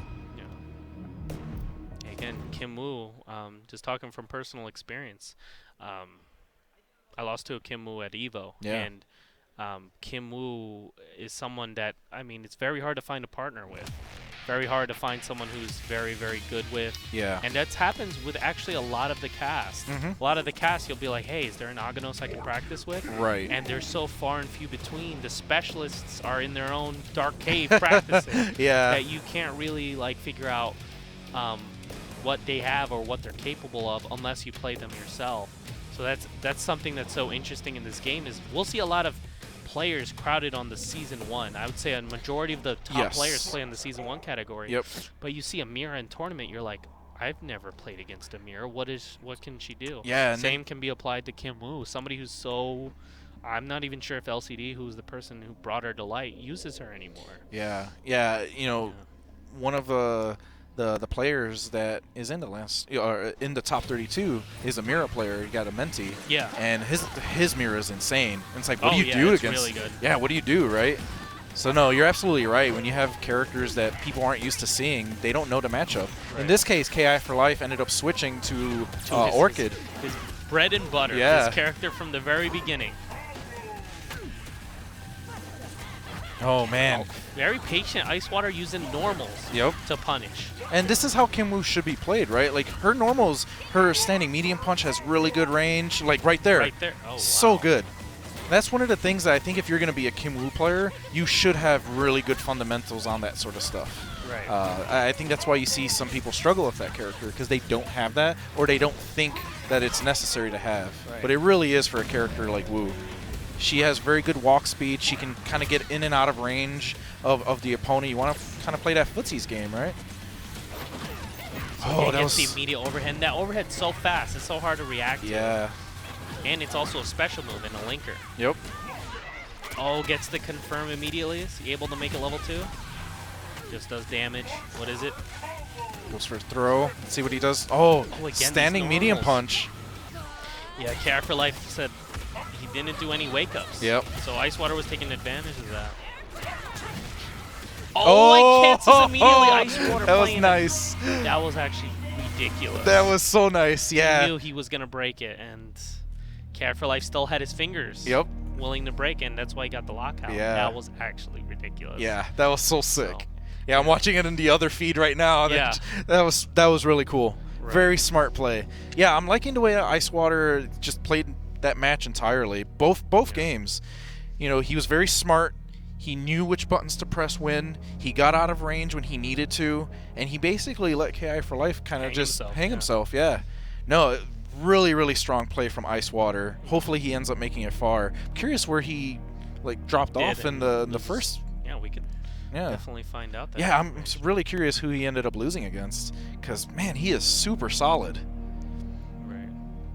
But, yeah. So, I mean, you know, one other thing I want to bring up. So, I don't know how often you hear this. Maybe a little often. So, you know, we were talking about the Japan players and how you invited them to the Saucy Suite and stuff like that. But, you know, I traveled to some events. But a lot of these events, I don't get a chance to because of work and stuff like that. You're busy working on Killer Instinct. Exactly, yeah.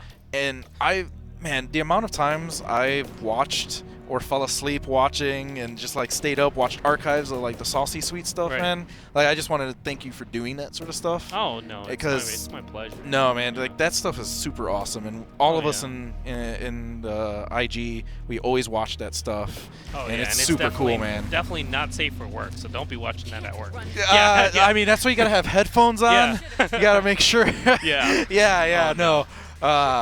But man, the amount of hours I've spent watching that stuff, even when you were at Combo Breaker and stuff like that, I remember sitting there watching the entire thing. I ended up falling asleep on my chair. It was 3 or 4 in the morning. And the thing that's I think the thing for me that's the funniest is that a lot of people actually think at Combo Breaker last year was a little ridiculous. Yeah, it was actually I've never. The Dave Lang show. But a lot of people actually think I'm like that in person when I'm amicably talking with people, saying, "Hey, what's going on? This venue's really nice." They're like, "Hey, you're not actually drinking alcohol this time," and I'm like, "No, I'm not like that." Yeah. But it's because I wanted to bring this community. We were already so together. Right? Yeah, absolutely. And the biggest thing that I just did not like was that everybody was so friendly. Yeah. You don't do that in fighting games, not from what I've seen. Yeah. I kind of like the Wolf Chrome kind of aspect or feel, and that's what I wanted to include.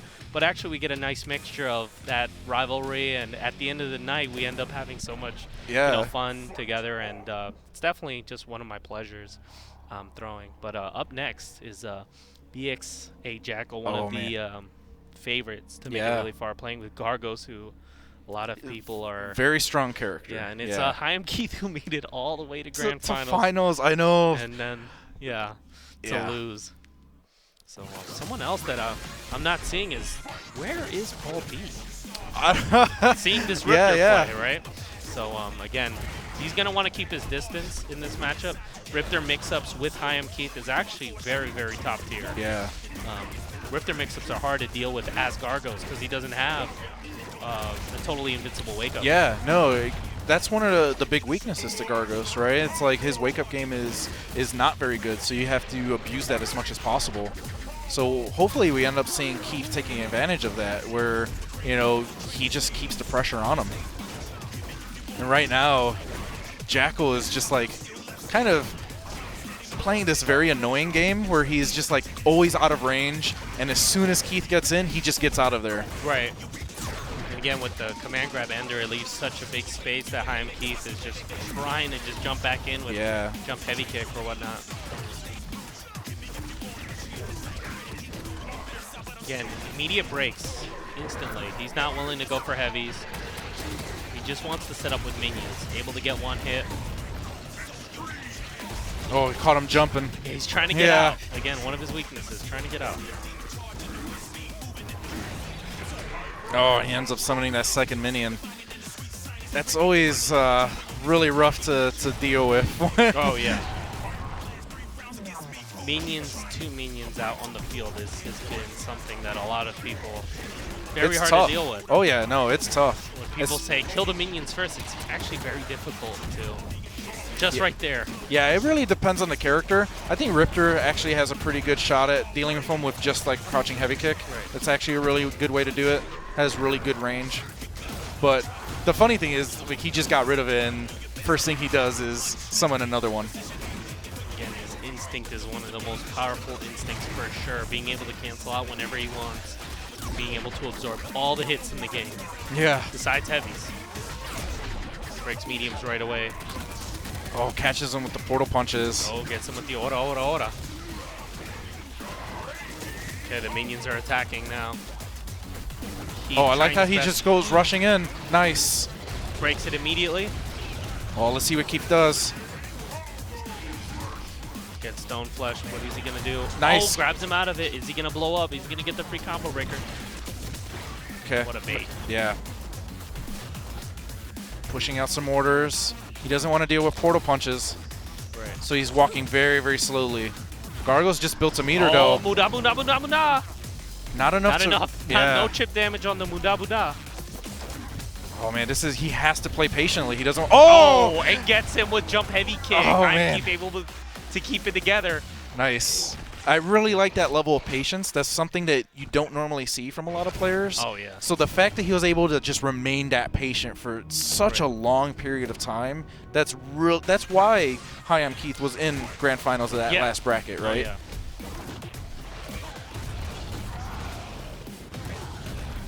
No, again, EX Jackal tends to use the portal punches quite a bit. Shadow portal punch. Yeah. And those aren't exactly 5 hits. Those are more than 5 hits that you could break at any point. Maybe he's going for the counter breaker bait, or Chaim Keith going for a lot of neutral jumps.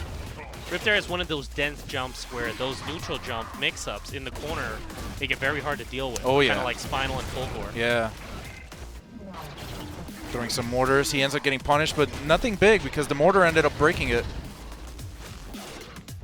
Not quite sure who ended up getting the better trade in that situation, though. Definitely stayed out. Yeah. Screen. Got to deal with a minion. And the minions and portal punch is so hard to deal with. Yeah. Tries to get the stagger combo, misses.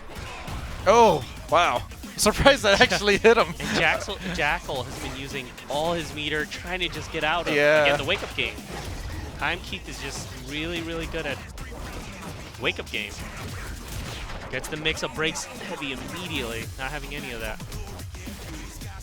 And you know, we always talk about the life lead, and when you're in a life lead like Chaim Keith, you would want to just break anything. Okay, you can counter break me and do 70%, but I'm already about to die. Yeah. So that's why we saw a lot of first, one chance breaks immediately from Keith.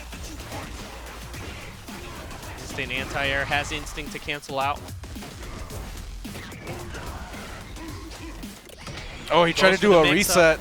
But he's got Stone Flesh. Gonna be able to make this count, and he has meter to bring out one of his instinct minions. No, doesn't bring him out. Oh, he gets punished. That is punishable. It is a thing that you don't see too often.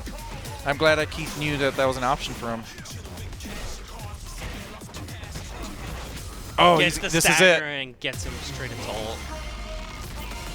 Okay. Stagger combos. And Jackal, something that Jackal's not doing that I see a lot of Gargo's players like Rico is the unbreakable command grab. Right. That, you do a stagger opener into a command grab, which is about 21%, which is very hard to deal with. Oh, and yeah, and no, he absolutely. he hasn't done that at all against Hyam Keith. Maybe he's just unaware, or and we've seen a lot more of his meter go towards Ora-Oras, Yeah, yeah. instead of using it for minions. Yeah. Sorry, portal punches. I'm so Right. used to calling it deals punches Yeah, and stuff. yeah. Oh, Nice he whiffs. backdash. Yeah. Ends up wanted- whiffing to grab. And that's so smart from Keith to do mortars into throw mix-up. Whatever Yeah. hits first is going to hit. Yep. So if he whiffs the grab, guess what? You're going to be blocking that mortar. Yeah. Tail Oh, flip mix-up, not safe. Totally black. Okay, calls his minion out. No special. Keith is able to cancel that out with dash up. This is going to be that round. Keith needs to do something if he wants to stay alive in this tournament. His instinct just ran out. Spends meter to get out of it. Has instinct. That's why he does not shadow counter. He knows he can cancel out. No punish.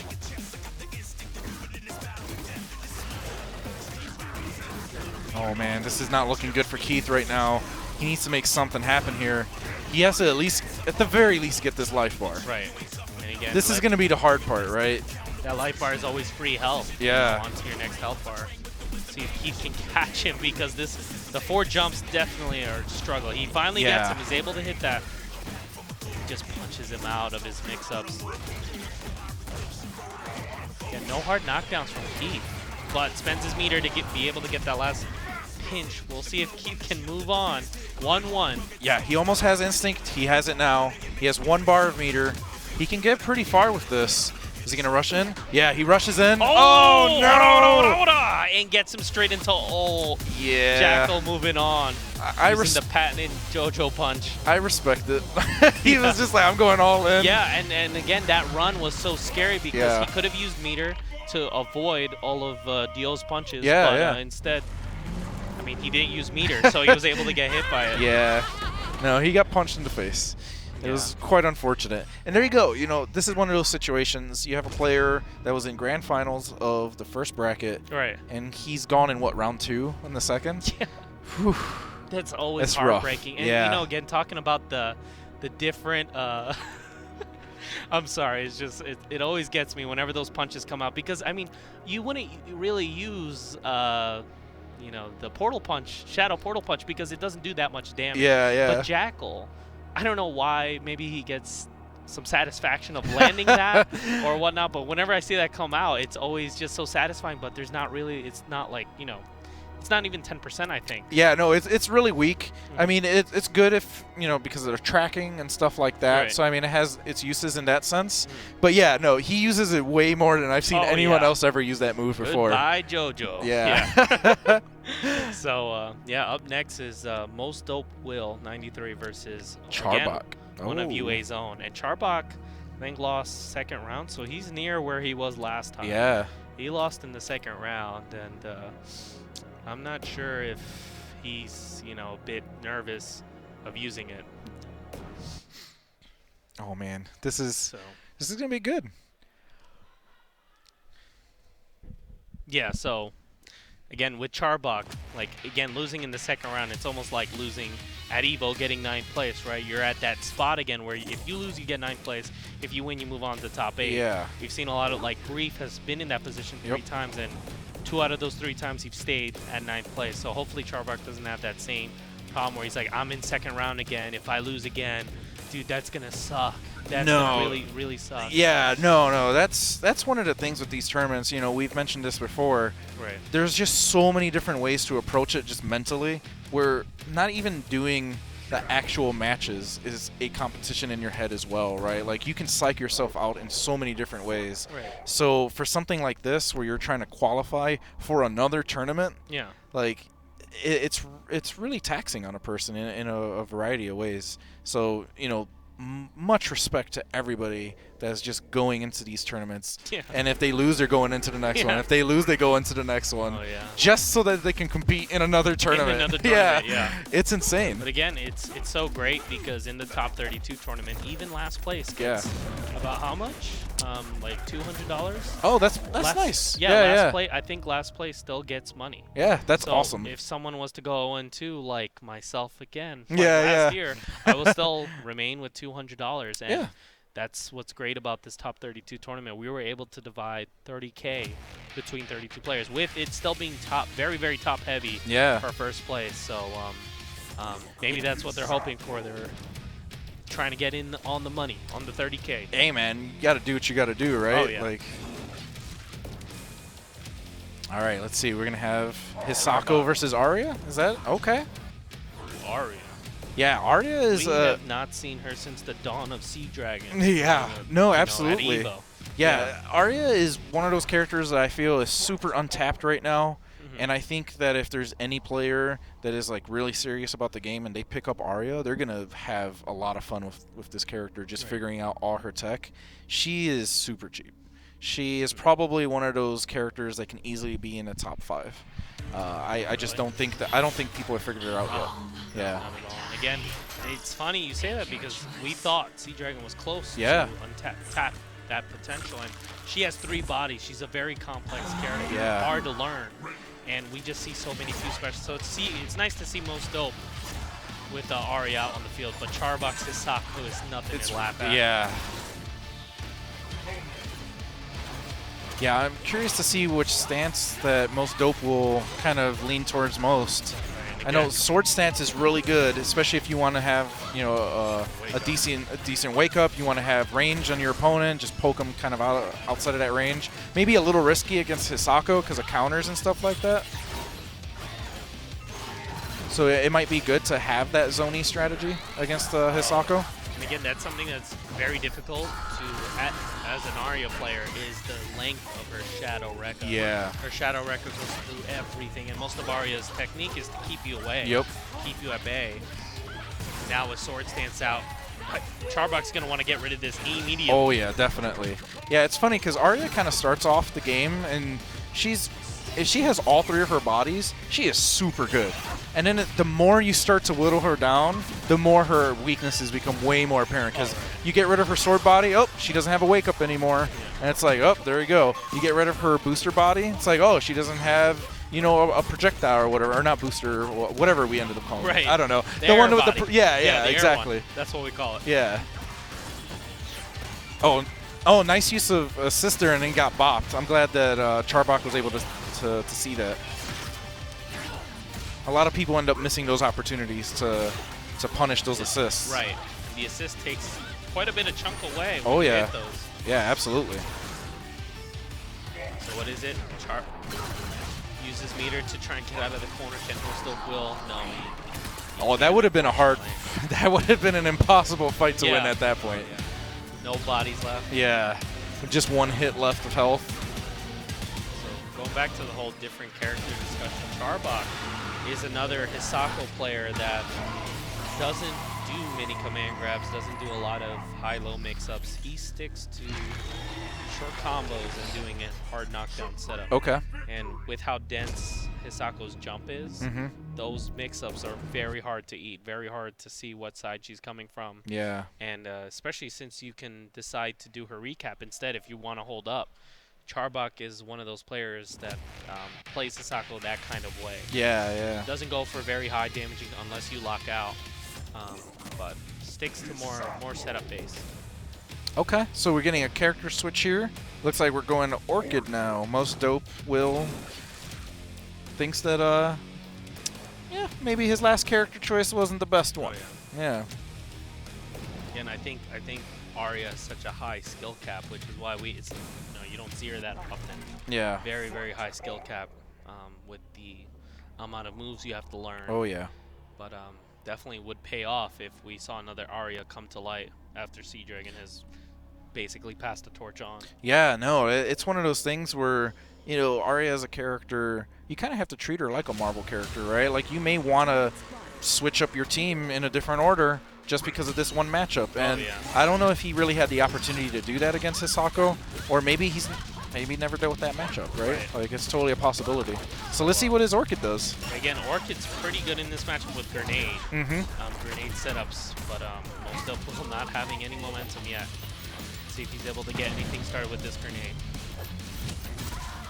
Nice medium punch. Gets Rekka mix-up. Doesn't confirm off it. Totally unsafe. Oh, man. Big potentially. Yeah. But again, with the life lead, anything can happen. Yeah. So, I mean, Charbak had a really comfortable first game, but it looks like Orchid may have been a much better choice for most dope right now. Good nice shadow counter. Grenade mix-up, he's going to have to block all this. And one of Orchid's new buffs, being able to cancel out of Rekka is extremely dangerous. Oh, yeah. Charbak settling for the one chance break. Nice anti-air goes for the recapture. Oh, man, he gets locked out. No shadow. Convert more damage. I like how he's just bullying him in the corner. Nice. Cancels out the shadow. All right, he ends up just taking the life bar. That's all you need to do. Again, he has instinct. Yeah. Kid's instinct still so good. Being able to make everything safe with Fire Cat following from behind. Oh, wow, just YOLO slide.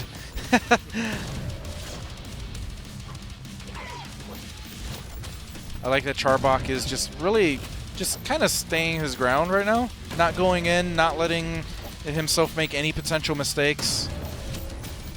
He's kind of just waiting to see what most dope is going to do, and he's going to react. Oh, there you go. The Shadow Rekka so far away. Doesn't convert anything, though. Charbak may be a bit nervous. Most dope will not converting all these stray hits. Oh, it gets out of it. Nice. Breaks the last three. Pops out with Grenade. And he's going to get caught. This is it. Backdash. And Charbak moves on. Gets out of the round 2, which he lost last time. Maybe we'll see him get a bit farther this time. Yeah. So, I mean, that has to help your morale, right? Like, hey, man, I lost, second round, first time. Got past it the second time. You got to have that momentum that's going to keep you going. That sort of stuff really helps. So, hopefully we'll see how he goes, right? Yeah, and again, to talk about Hisako, I don't think I approved the use of Shin to be used in this game. No one asked for my permission. Okay, all right. We're gonna need to figure this out. Okay. Money-wise, yeah, a lot of money. Oh yeah. No. But yeah, it was funny because when I didn't know, I was at work at the time. Yeah. And they were just like, hey, Shin Hisako's coming out. Hey, Tristan, do you know about this? And I'm like, what? Shin Hisako? What do I have, a long-lost sister or something? Yeah. And all I'm hoping for is that she has a, cancelable DP, and we might see the return of Shin Tristan on Hisako. But no, I definitely saw her Did you get a today. chance to see any of Oh, her? and she was, I was sick. Oh, that's right. Yeah. Trying to push through the food poisoning I got. But I was able to catch a glimpse, and she has some really cool stuff. When you talk about remix, that's not a remix. She looks like a brand new character. That's quite amazing. So I think that's one of the things that we at Iron Galaxy we kind of take pride in that. Yeah. Where we have Omen. Is he really Jago? No. No. Right, and you can tell he was taking a part of Jago, right? He also had a part of other characters too. He has some Saberwolf type stuff, right? Yeah. And then you have Shago, Shadow Jago. Not really like Jago either. No. You have Kilgore. Kilgore is really not like Fulgore at all. Not at all. And then with Shin Hisaku, we're kind of just continuing that trend where, we want to kind of redefine how people think about remixed characters, where in one game, you just throw out the name Shin on this guy or Evo on this guy. He just looks a little more muscular. Yeah, right? yeah. A little more striation. Yeah, he's a little more red in the eyes, Yeah. right? We don't like that. So we want to make a character feel like a brand new character, and we'll do it. You know, we have to think very cleverly about how we do it. You'll see, you know, Shin Hisako shares some animations with Hisako and stuff like that. But we can make the utilization of those moves so different that makes her essentially a different character. Oh, and again, I think they're going straight into it. Pixel Beat is actually up to par. Using TJ combo. Again, maybe he has left the Sadira train.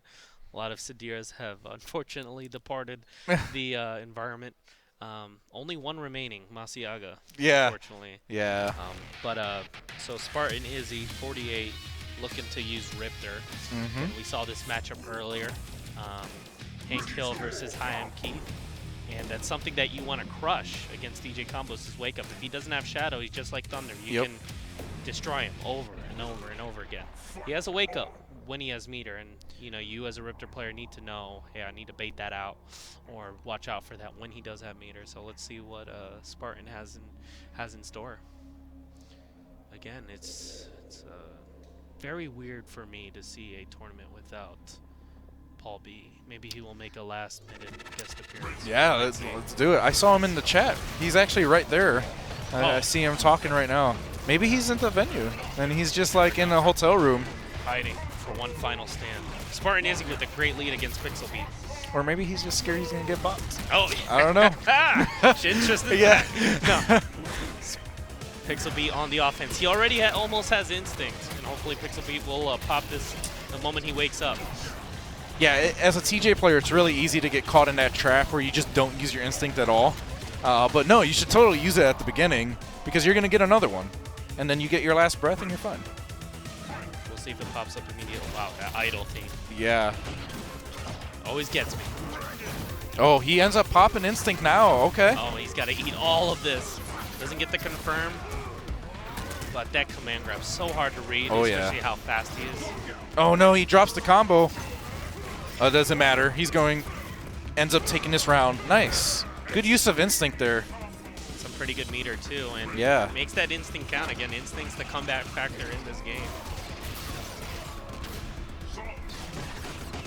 Beating the overhead. Oh, totally unsafe.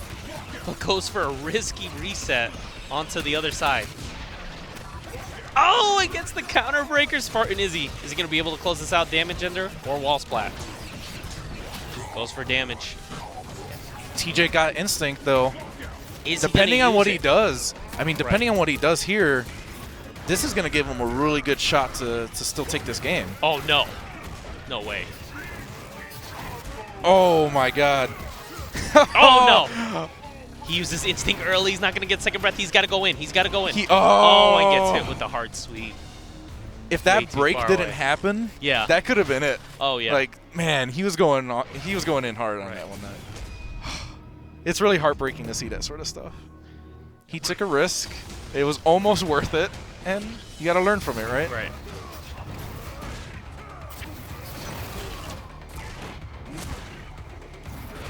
Gets the Superman punch overhead. Spartan Izzy's got to watch his head. Oh, gets the early lockout on the barrage, and that's always heartbreaking because of how much damage it does. Yeah. Super rough start here for Izzy. Pixel Beat just like completely turned things around. He is super aggressive right now. Uses Shadow, doesn't break any of it. Again, with the life lead, why does Pixel Beat want to break anything? Yeah. Yeah, I don't know why it's even worth taking that risk at that point. Goes for the knockdown setup. Is he going to just block? Oh, he activates instinct. Nice. Continues the combo. Is he going to do a wall splat damage? What is he going for? Oh, he gets broken. Oh, breaks it immediately. Was nervous because he was on the verge of death. Oh, goes for the ultimate. The Dempsey roll. There you go. He just walks off into the distance. Where's that TJ is actually going? the first time I've ever seen that. Yeah. Oh, I thought Nice. Yeah, I mean, Pixel Beat turned that around entirely from that first game. Right. I think that's the first ultimate we've seen all day. It is. Yeah. Pixel Beat sending a message. Spartan Izzy not phased at all by that ultimate.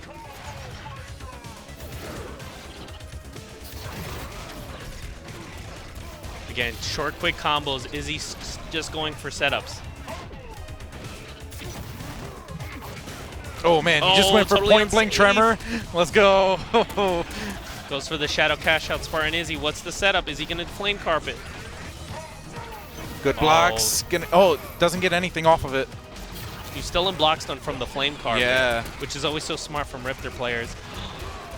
Oh, and that instinct's just going to eat away. It's always so heartbreaking not being able to use any of that. He could probably do one more power line. There you go. I was waiting for it. Jump back, heavy punch has been helping out Spartan big time. Man, he's just doing YOLO tremors right now, and it worked.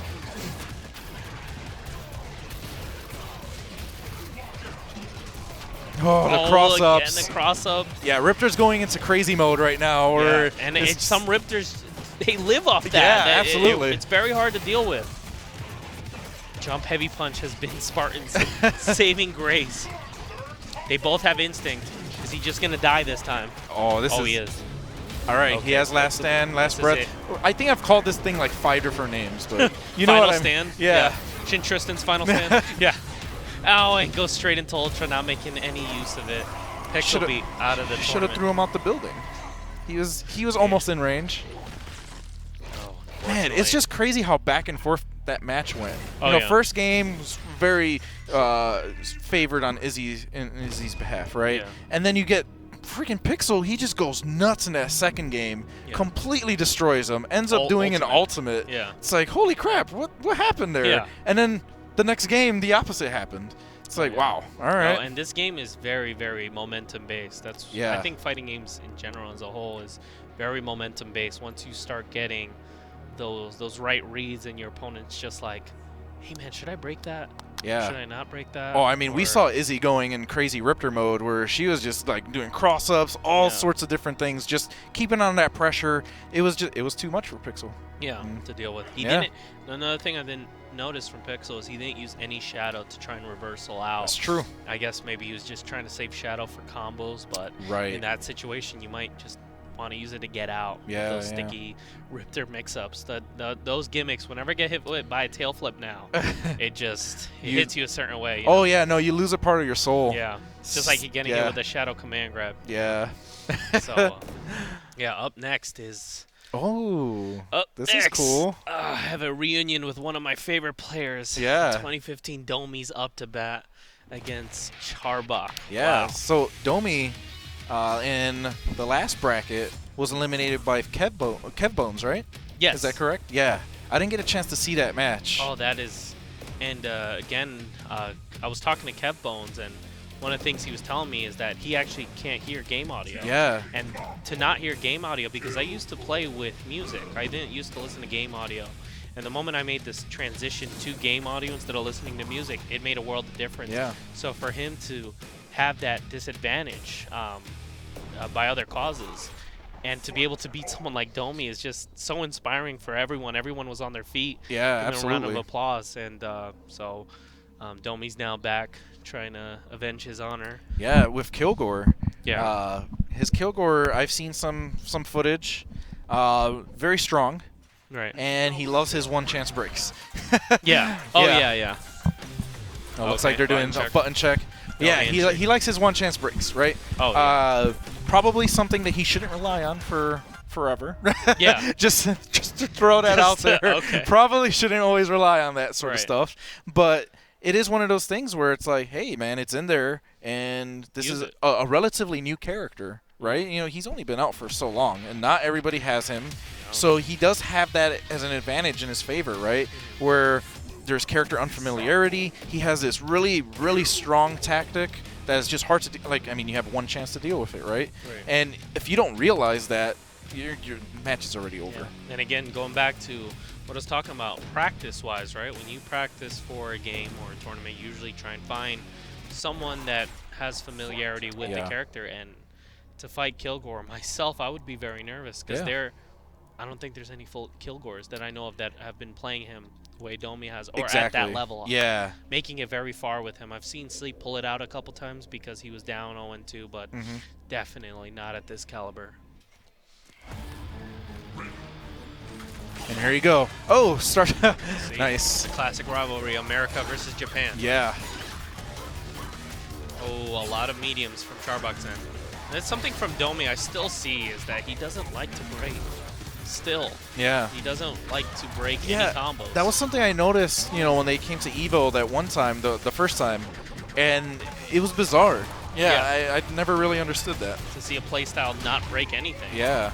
And to see Domi already fully charged up, the potential damage that builds up is astounding, more than Cinder. Oh yeah, absolutely. Once he ends up getting fired up or whatever, overheated, it's so bad.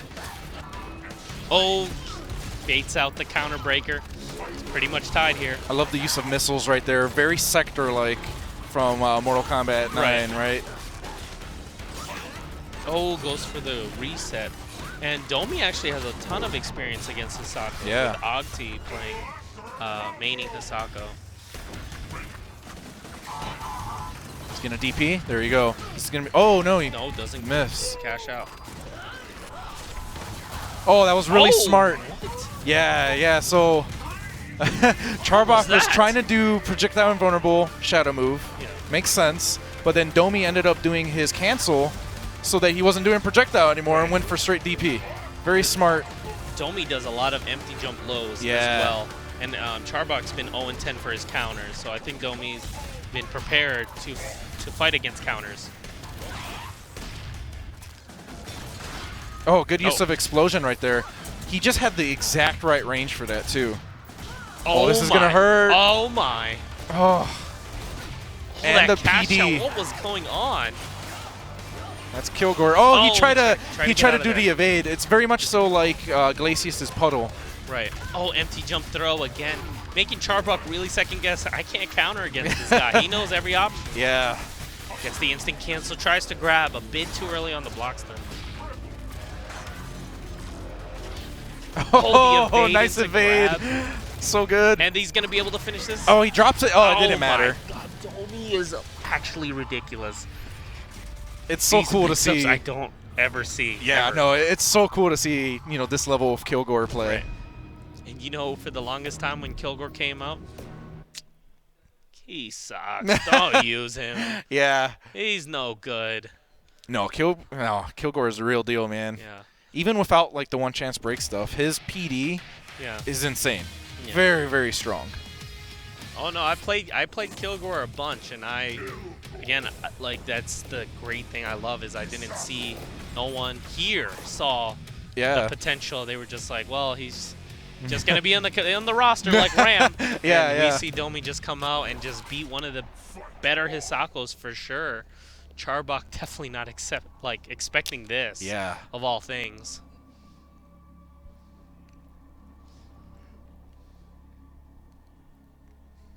All right, here we go. Let's see. If you're Charbok, what must be going through your mind right now? It's just like I can't counter. He can't. He really can't counter against Domi. Domi has been doing everything to avoid counters. Walk up dash, back dash. I know. So what good. Is this, Street Fighter 4? In the beginning of the match, he's again? done this evade 3 times in this match itself. Like one big fault of Hisako in this matchup right now is her attacks are kind of slow. You can see them coming, right? Right. And then, especially at that range, you know she's going to do one of her long range attacks. Evade it. That is so cheap. Yeah. He does a hard knockdown into missiles, and that is totally must be eaten. As is Hisako player. Oh yeah.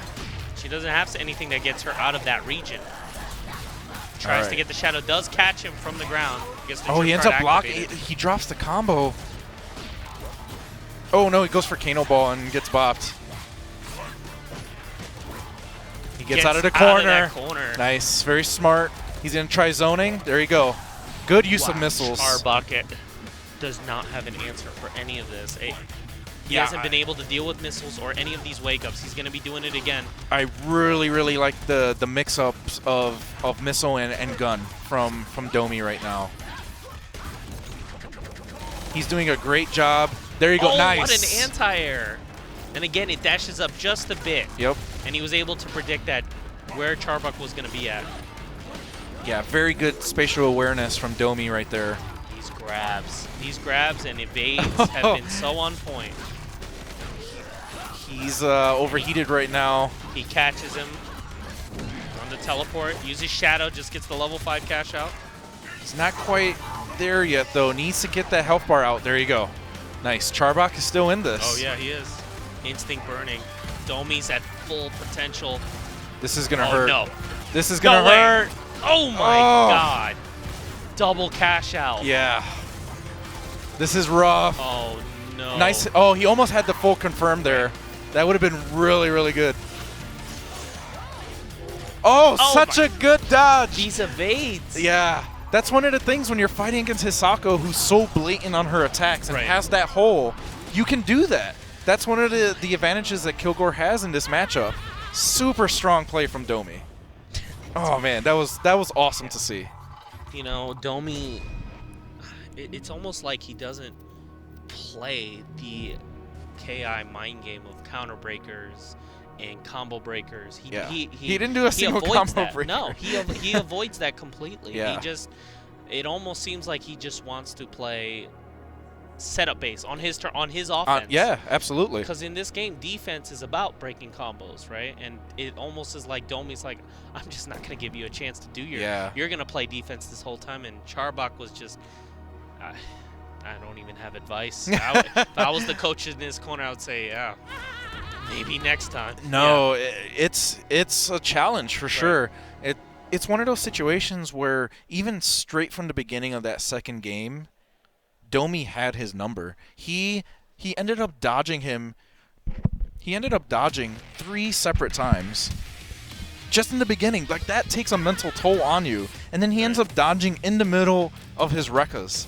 It's like, what do you do in that situation where it's like, all of my options are being taken away from me? And now on the fly, you have to be thinking, what do I do to just open him up now? I can't do any of my strategies. Are you kidding me? He's actually staying on stage to fight Gutter Magic. This is actually an Evo run back. Oh man, 2020. This is let's go. This is not even sure what Gutter's gonna go with. If he's gonna go with Tusk, if he's gonna go with Thunder, because this is. I mean, how do you fight against that? How do you fight against evades as a Tusk player, right? If he was to choose Tusk, if Domi was smart enough to use evade against Hisako's, which are a bit faster than Tusk. Oh yeah, absolutely. Tusk takes forever for his heavy attacks, right? Right, like, heavy and even crouching medium punch, you're able to see those startup frames. Yep. His evade would be something so terrifying against a Tusk, so maybe we might see his Thunder come out. Who knows? Yeah, I honestly don't know how much experience Gutter has against Kilgore. I would say 0 to everyone in this audience except for the Japanese. Yeah. Because especially with the way that he's been playing, and seems to be we're having some issues or stage preference. Potentially, yeah. I'm not sure what's going on right now. Right.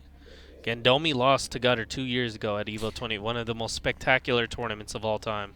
I guess they're doing a button check, no handshakes. I like it.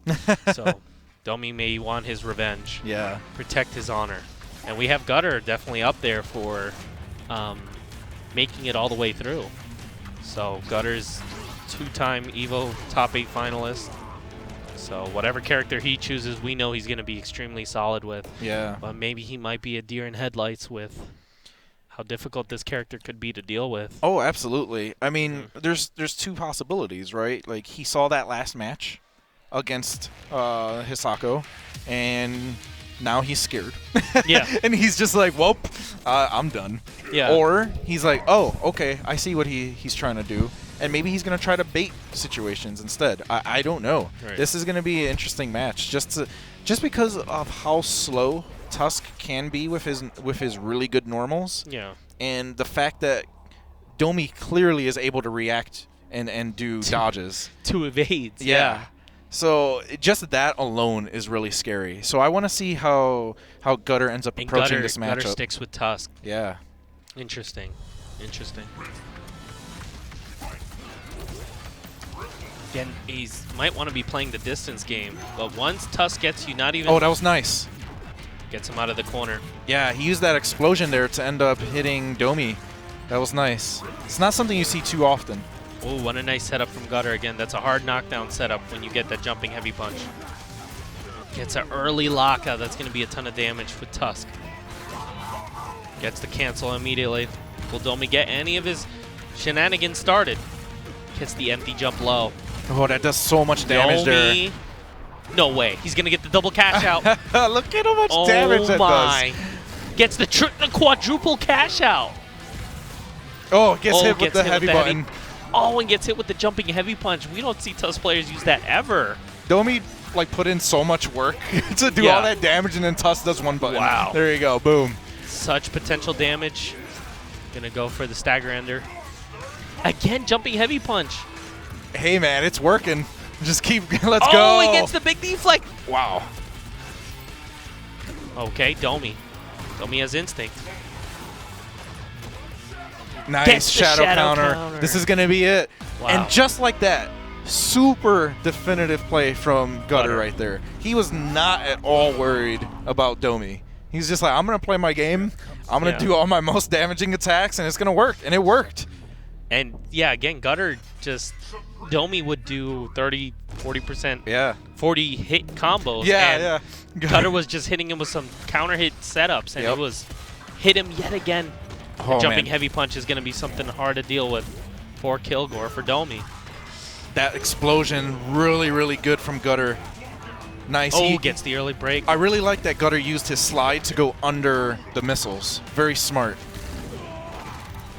Trying to reach him in the air again. Oh, totally not safe.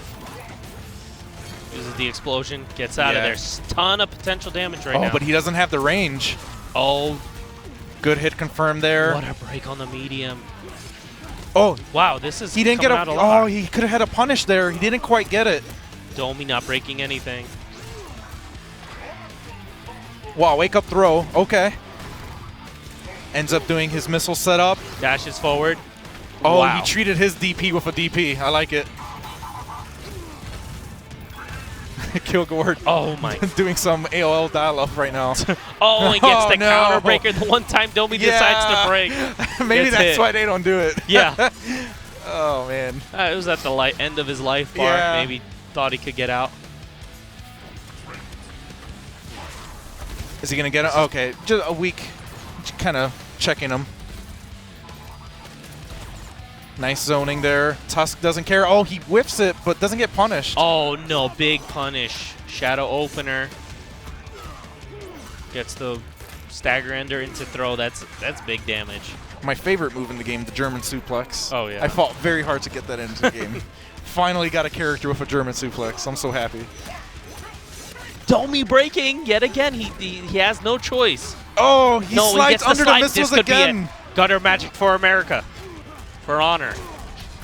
And just the Vikings like that, prevail against the Samurai. That's one of the insane things about Killer Instinct. You know, that last game, we saw how dominant Domi looked. Wow. And in this next game, against, Gutter Magic, who we thought didn't have any Kilgore experience, I don't know if... Yeah. I don't know, man. I don't know if he was doing his homework or what. He looked like he knew everything. He was sliding under missiles. He's using his heavy punch at the right time. And again, jump heavy punch is not safe at all. You saw that whiff a ton. Oh, yeah. I don't know if he was maybe anticipating to meet him in the air, get that hard knockdown set up, because it is a hard knockdown. One of the strangest air-to-air moves, but it causes a hard knockdown. Yeah. And it does a lot of damage. Oh, yeah. And if you do it again, it's an instant level 3. Yep. So, yeah, good stuff to Gutter. Yeah. I was not expecting that at all. Yeah. I thought it was going to be a much, much harder fight for Domi. For Domi, yeah. But those the deflect combos when you get hit by that, your heart takes it. You know? Yeah, no, absolutely. Absolutely. There's a lot of things. I think that's what really... that makes certain moves, right? Where it just makes you feel that impact. Yeah. Like you just watch like a really sad movie or something. It's like, that hurts so much. Yeah. So, again, up next, Gutter Magic moving on. Up next, it's going to be Chaidez versus BX8 Jackal. And, again, I am not sure how deep we are into the bracket. We will be taking a look. Wow, unfortunately, Icewater getting out of the tournament by the Combo Breakers owned the Hado. So we were not going to be seeing Icewater's Maya again. Yeah, good on Rick. Wow. Yeah. And Chidez making it versus Rick. Oh, no, get Bob, Rick. Chidez making it all the way against Jackal. And on the other side of the bracket, Devil May Care, Ken Yue out of the tournament by Gargos. And Spartan Izzy losing to Jackal. So that was the Riptor player we saw. And now it's going to be Jackal. And I think we're actually getting to the finals. Gutter has made it all the way to the finals. Nice. So the winner of this will be facing Gutter to make it out. Maybe one of my bets will be pulling through. Yeah. Domi making it to semifinals. So I think they're going into it. No button checks. I like it. Oh, Glacius versus Gargos. All right. Very interesting matchup because Gargos is going to want to keep him out, but Chidez cold shoulders like no one else on this planet. Oh, nice use of Puddle to avoid the portal punches, but ends up getting bopped anyway. You can hear the audience cheering for Glacius to win against. I think this is actually an SCR run back. Oh, Muda Muda Muda! He confirms the shadow portal punches yet again. Jackal is in love with those shadow portal punches. Oh, yeah. I mean, it's working out for him, man.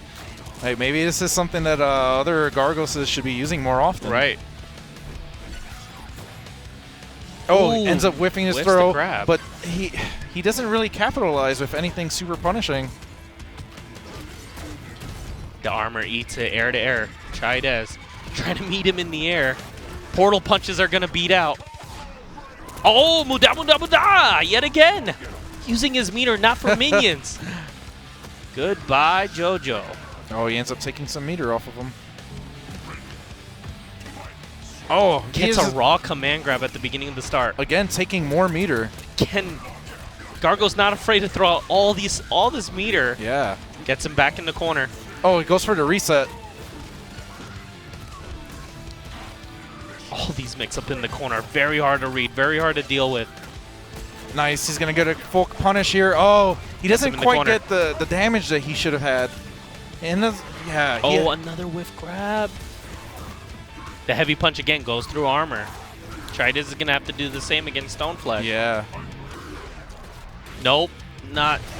Oh, no, what? Explain, Isaac. I demand notes. He broke at the wrong time. that's how I'm going to go for it. Oh, nice. You never see anybody get hit by that. Oh, Oda. Yet again, trying to get a confirmed full screen. Nice. Chidez, can he do this? For all of California's honor. He doesn't have any meter. He doesn't have any instinct. This is going to be tough. Is not going to work. And gets the confirm. Nice. You thought it was Gargos, but it was actually Dio. Meh. So Jackal ends up taking that game. And not using any of his minions. It was a straight-up boss fight. The boss just fought by himself. Yeah, absolutely. No minions needed. No, I really liked how he was stealing meter. And then he ended up using that meter for, like, portal punches, essentially, right? Like, he really, really knows how to use those attacks to a level that it makes me question why other Gargoses are using it. Don't use it. I'm super curious. I just, again, find it hilarious because it was always a joke that whenever those punches would come out, we would... but the Gargoses are like, that punch is basically useless. Why would we use it over? No way. Yeah. Gargos Mirror, this is it, the ultimate battle. Season 3. Is this what it's come down to? It's come down to it all. Let's see if both portal punches come out at the same time. Yeah. See who comes out on top. Yeah, I'm curious to see how his Gargos is. Yeah. And portal punches full screen. Yeah. Now they're just both waiting because they know they're going to portal punch. Tons of portal punches. Yeah. Full screen. Nice sweep there. Oh, again. Nice dash up from Chidez. Tries to get the stagger, nothing. Ooh, immediately punishes. Yeah. Gets the command grab set up. Chidez yet again gets the command grab set up. Oh, Chidez is playing ridiculous. Pulls out one of his minions. Is Jackal going to use his meter to try and get out? Wow. He ends up shadow countering. Nice. Takes care of a minion in the process.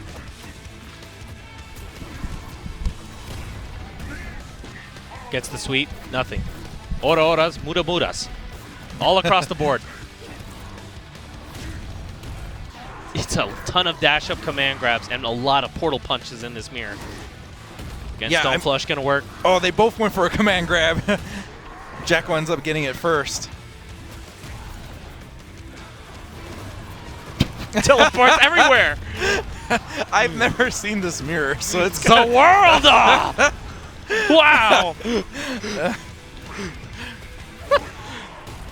This is just nuts. I'm not sure what the strategy is. Stone Flesh comes out. Oh, gets the command grab.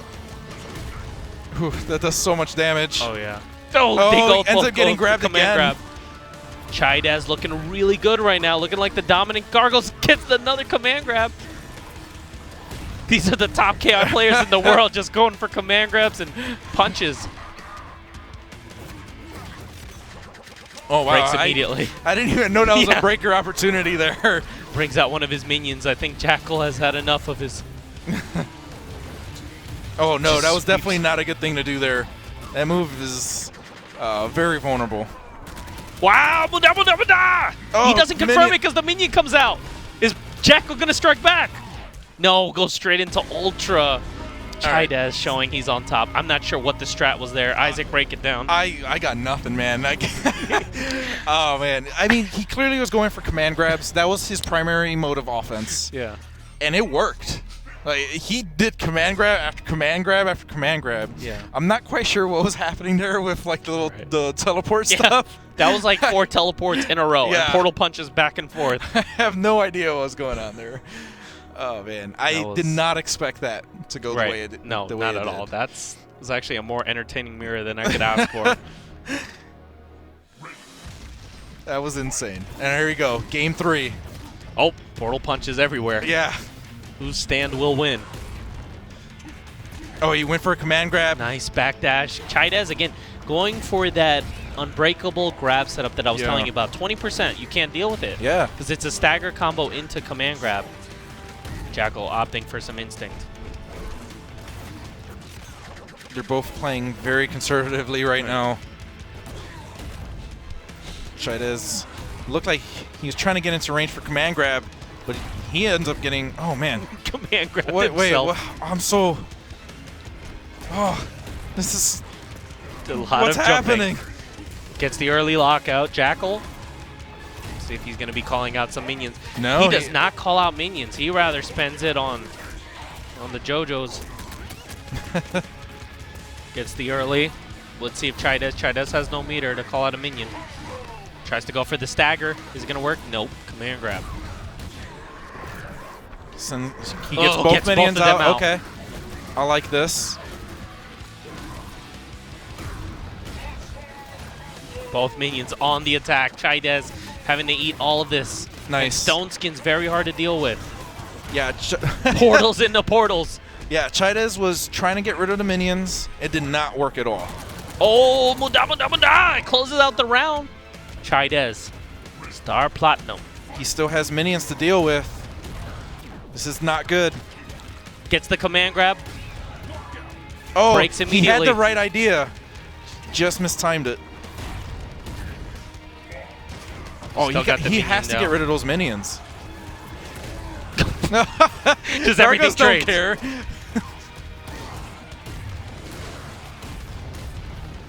Everything going on right now. Yeah. Into instinct. He's able to deal with the minions a bit better.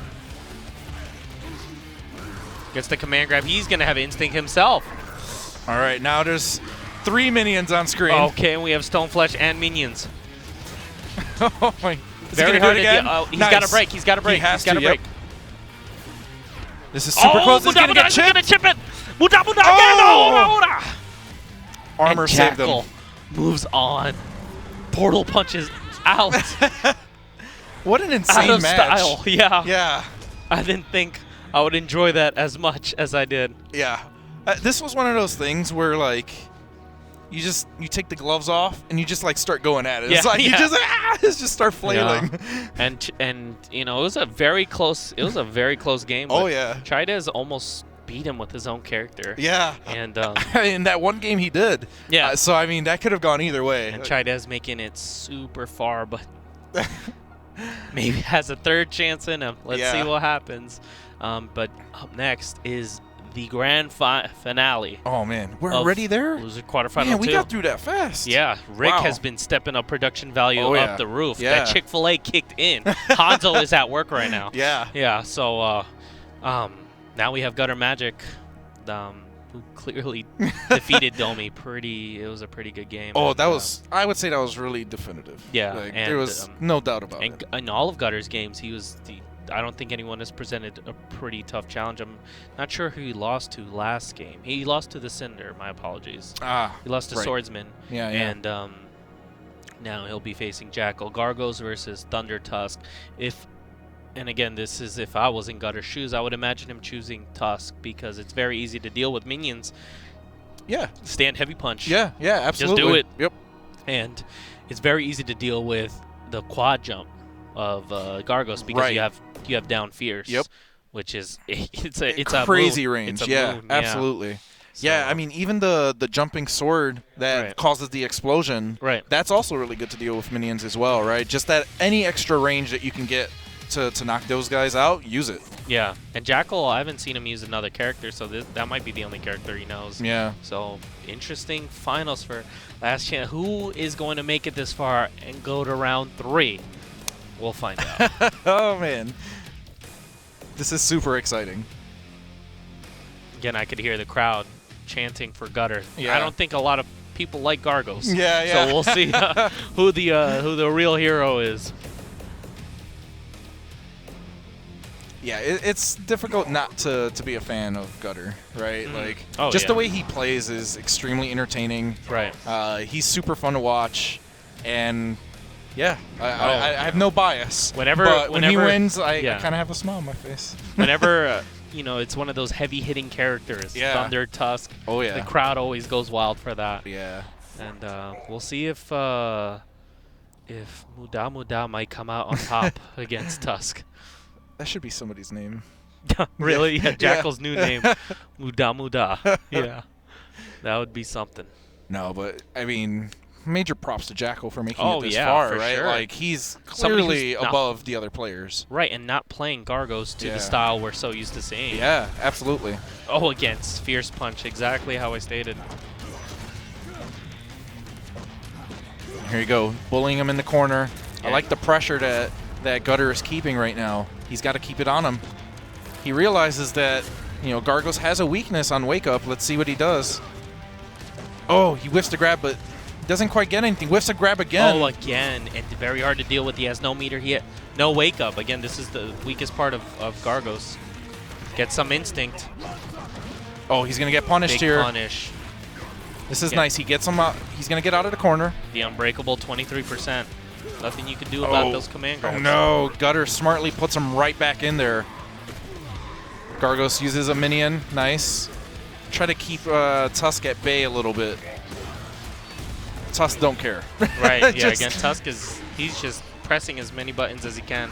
Stand heavy punch is going to be so easy to deal with this. You can't block as Gargos.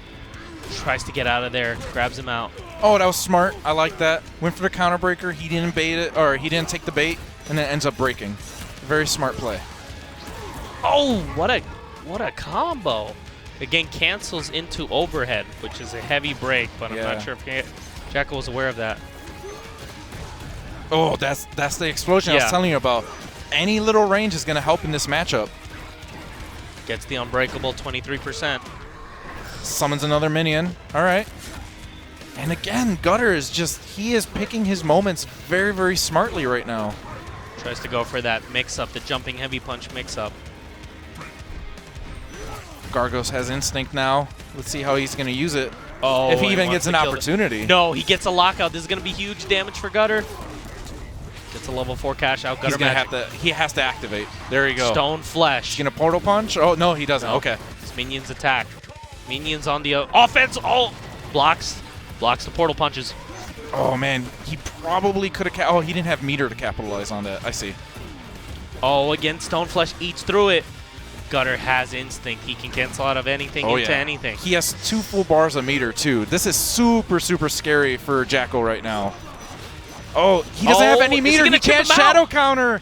Gutter Magic. One match away from qualifying for the World Cup. Yeah.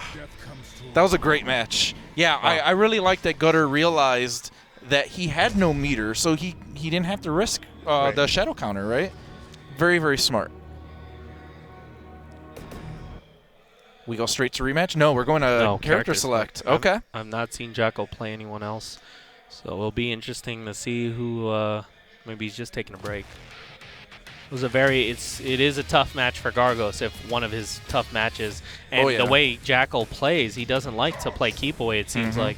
He likes to throw out the punches and close the distance real fast.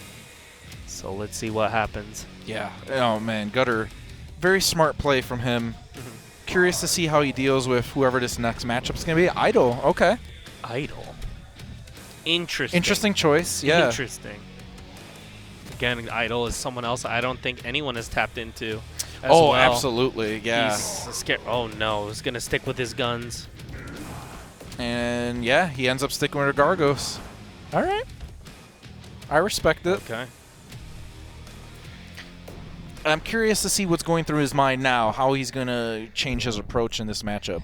Do you think he's going to try to do the more keep-away approach? Because, that last game clearly didn't work for him. So we're going to have to see. Yeah, all of his portal punches were useless. It was just none of them worked against Tusk. Yeah, absolutely. So maybe we'll see more meter spent on minions. Yeah, on keeping the distance. I do think one way that he can kind of better himself is if he does kind of hold on to his meter in different ways to capitalize in situations, especially when he was using minions. He would have situations where if he used meter, he could have gotten full combo punishes. So maybe that's the approach that he can take. It's hard to say. It's also scary to be full screen from Tusk and then get hit by that standing heavy punch when you're summoning a minion or doing one of your portal punches. I do like I like Jackal's approach right now. Oh man, the shadow counter didn't work out for him. But I liked how he was playing that spacing game. He was doing it very well. So hopefully he can kind of get his composure back, and let's see if he can stay alive in this tournament. Oh, nice portal punch there. Caught him as he was landing. Oh, tries to get the deflect. It almost got out. He almost deflected that. He's still in this. All right, he summons a minion. Nice. Oh, uses Berserker. Gets a hit on the minion. But that combo breaker is going to work. Oh, minion's out. Oh, no. And Gutter Magic on the verge of qualifying for the World Cup. Will he return a second time? Oh, gets the hit on that. The minion almost saved him. Right. All right, he takes that round. Nice. Jackal's still in. Jackal's still in. Is he going to use this meter right away? He doesn't. Oh, no. He's hit by the stray hit. He has to realize that that attack has so much range that he has to make sure that he's not in the air. Because that move is insane. Town heavy punch hits again. 20%. He had to break. Yeah, you don't want to deal with that. Oh, that was super close. He doesn't capitalize on the hit, though. Jackal needs to make something happen. Is this it? No, this is it. He wins Gutter with the Magic. German suplex. Nice. He's going to make it. Gutter Magic putting on a show, making it for the honor of California. Jackal will have to go through the bracket yet again. So we have two qualifiers now. We have Swordsman and we have Gutter Magic. Yeah. We have two more to go. No surprises there. Yeah. No surprises there. So of the people that are left, who do you think can make it into the third or fourth? Like, there's still an insane amount of people that are really good left in this tournament. With Gutter to be out of the tournament, like now, since he qualified, I think, like, Domi has a really good chance. He does have because Domi, like, pretty much walked through everyone else. Absolutely. When he got to Gutter, it was stop sign, do not pass. Yeah. And, yeah, he is someone that I have my money on. Jackal as well, the UA guys, but Gnarly Feats is someone else we haven't seen on stream yet. Yeah, that's true. true. I'm actually curious where he was stopped, because he's a top 8 finalist as well, just like Gutter Magic. Yeah, absolutely. And not to see him that far in, he actually lost to Hollywood Mac. No, he lost to Gutter. He actually lost to Gutter. Yeah. And what's funny is that was the run back from from Evo that Gnarly Feats was able to beat Gutter to make top 8 Evo. Yeah. So Gutter got his revenge, has now made it out. Yeah, Good for Gutter. Great for Gutter. Yeah, no, Gutter was clearly playing like super strong. So I'm actually curious. I didn't get a chance to see the match that he ended up losing in the first last chance qualifier. Like it was against Cinder, the guy who won. Oh, it was against Swordsman? Oh, yeah, that explains a lot. Makes sense, yeah, all right. So maybe we'll see the same tide where Gutter's gone and maybe Domi will take it. Yeah, Domi. There's also Jackal. Yeah, so, I mean, that could totally be a thing that happens. I mean, Gnarly Feats as well, right? Like, just like you were saying. And, there are still a lot of killers left in the last chance qualifiers. And Hyam Keith as well, still in it. Oh, man, that's... Made it to finals, but... I forgot all about that. Yeah. It's just one of those things where there's so many good players. Yeah. And anything can happen. They're going to do it again. If the bracket works in their favor in this, the third bracket, they could make it all the way, right? Right. Yeah, it's going to be insane. I'm very, very curious to see how that goes. We should pull up the top 32 list. Let's keep going down that list. What other guys have we not talked about? So we're at Sickle. So we actually talked about Sickle. So he's 15th on the list, and he's another Glacius player that I think qualified from almost the same instances as Thrash Heavy, where he was at a tournament where he got 3rd or 4th place, and the usual suspects, Nikki, Sleep, were in the top, and he was able to qualify. But again, same as Thrash, he's not a joke. He's not someone who got 3rd for no reason. He's a Glacius player that's actually really, he's not very patient. He's very aggressive, cold shoulder, hail mix-ups, and unfortunately, we haven't been able to see a Glacius besides Chaidez. I guess all of them are in the top 32. Yeah. So. No, it's exciting. We've had so much character variety already in this top 32, and there are so many other characters that we still haven't seen yet. Because what's his name? Rebello ended up being in the top 32. Right. He's the TJ combo, man. Like that's awesome to see in the top 32. Yeah, but we are going to take a short break. It's been a pleasure commentating Last Chance Qualifier too. Yeah. We might be back for another round, who knows. So we will definitely see you guys later. See you.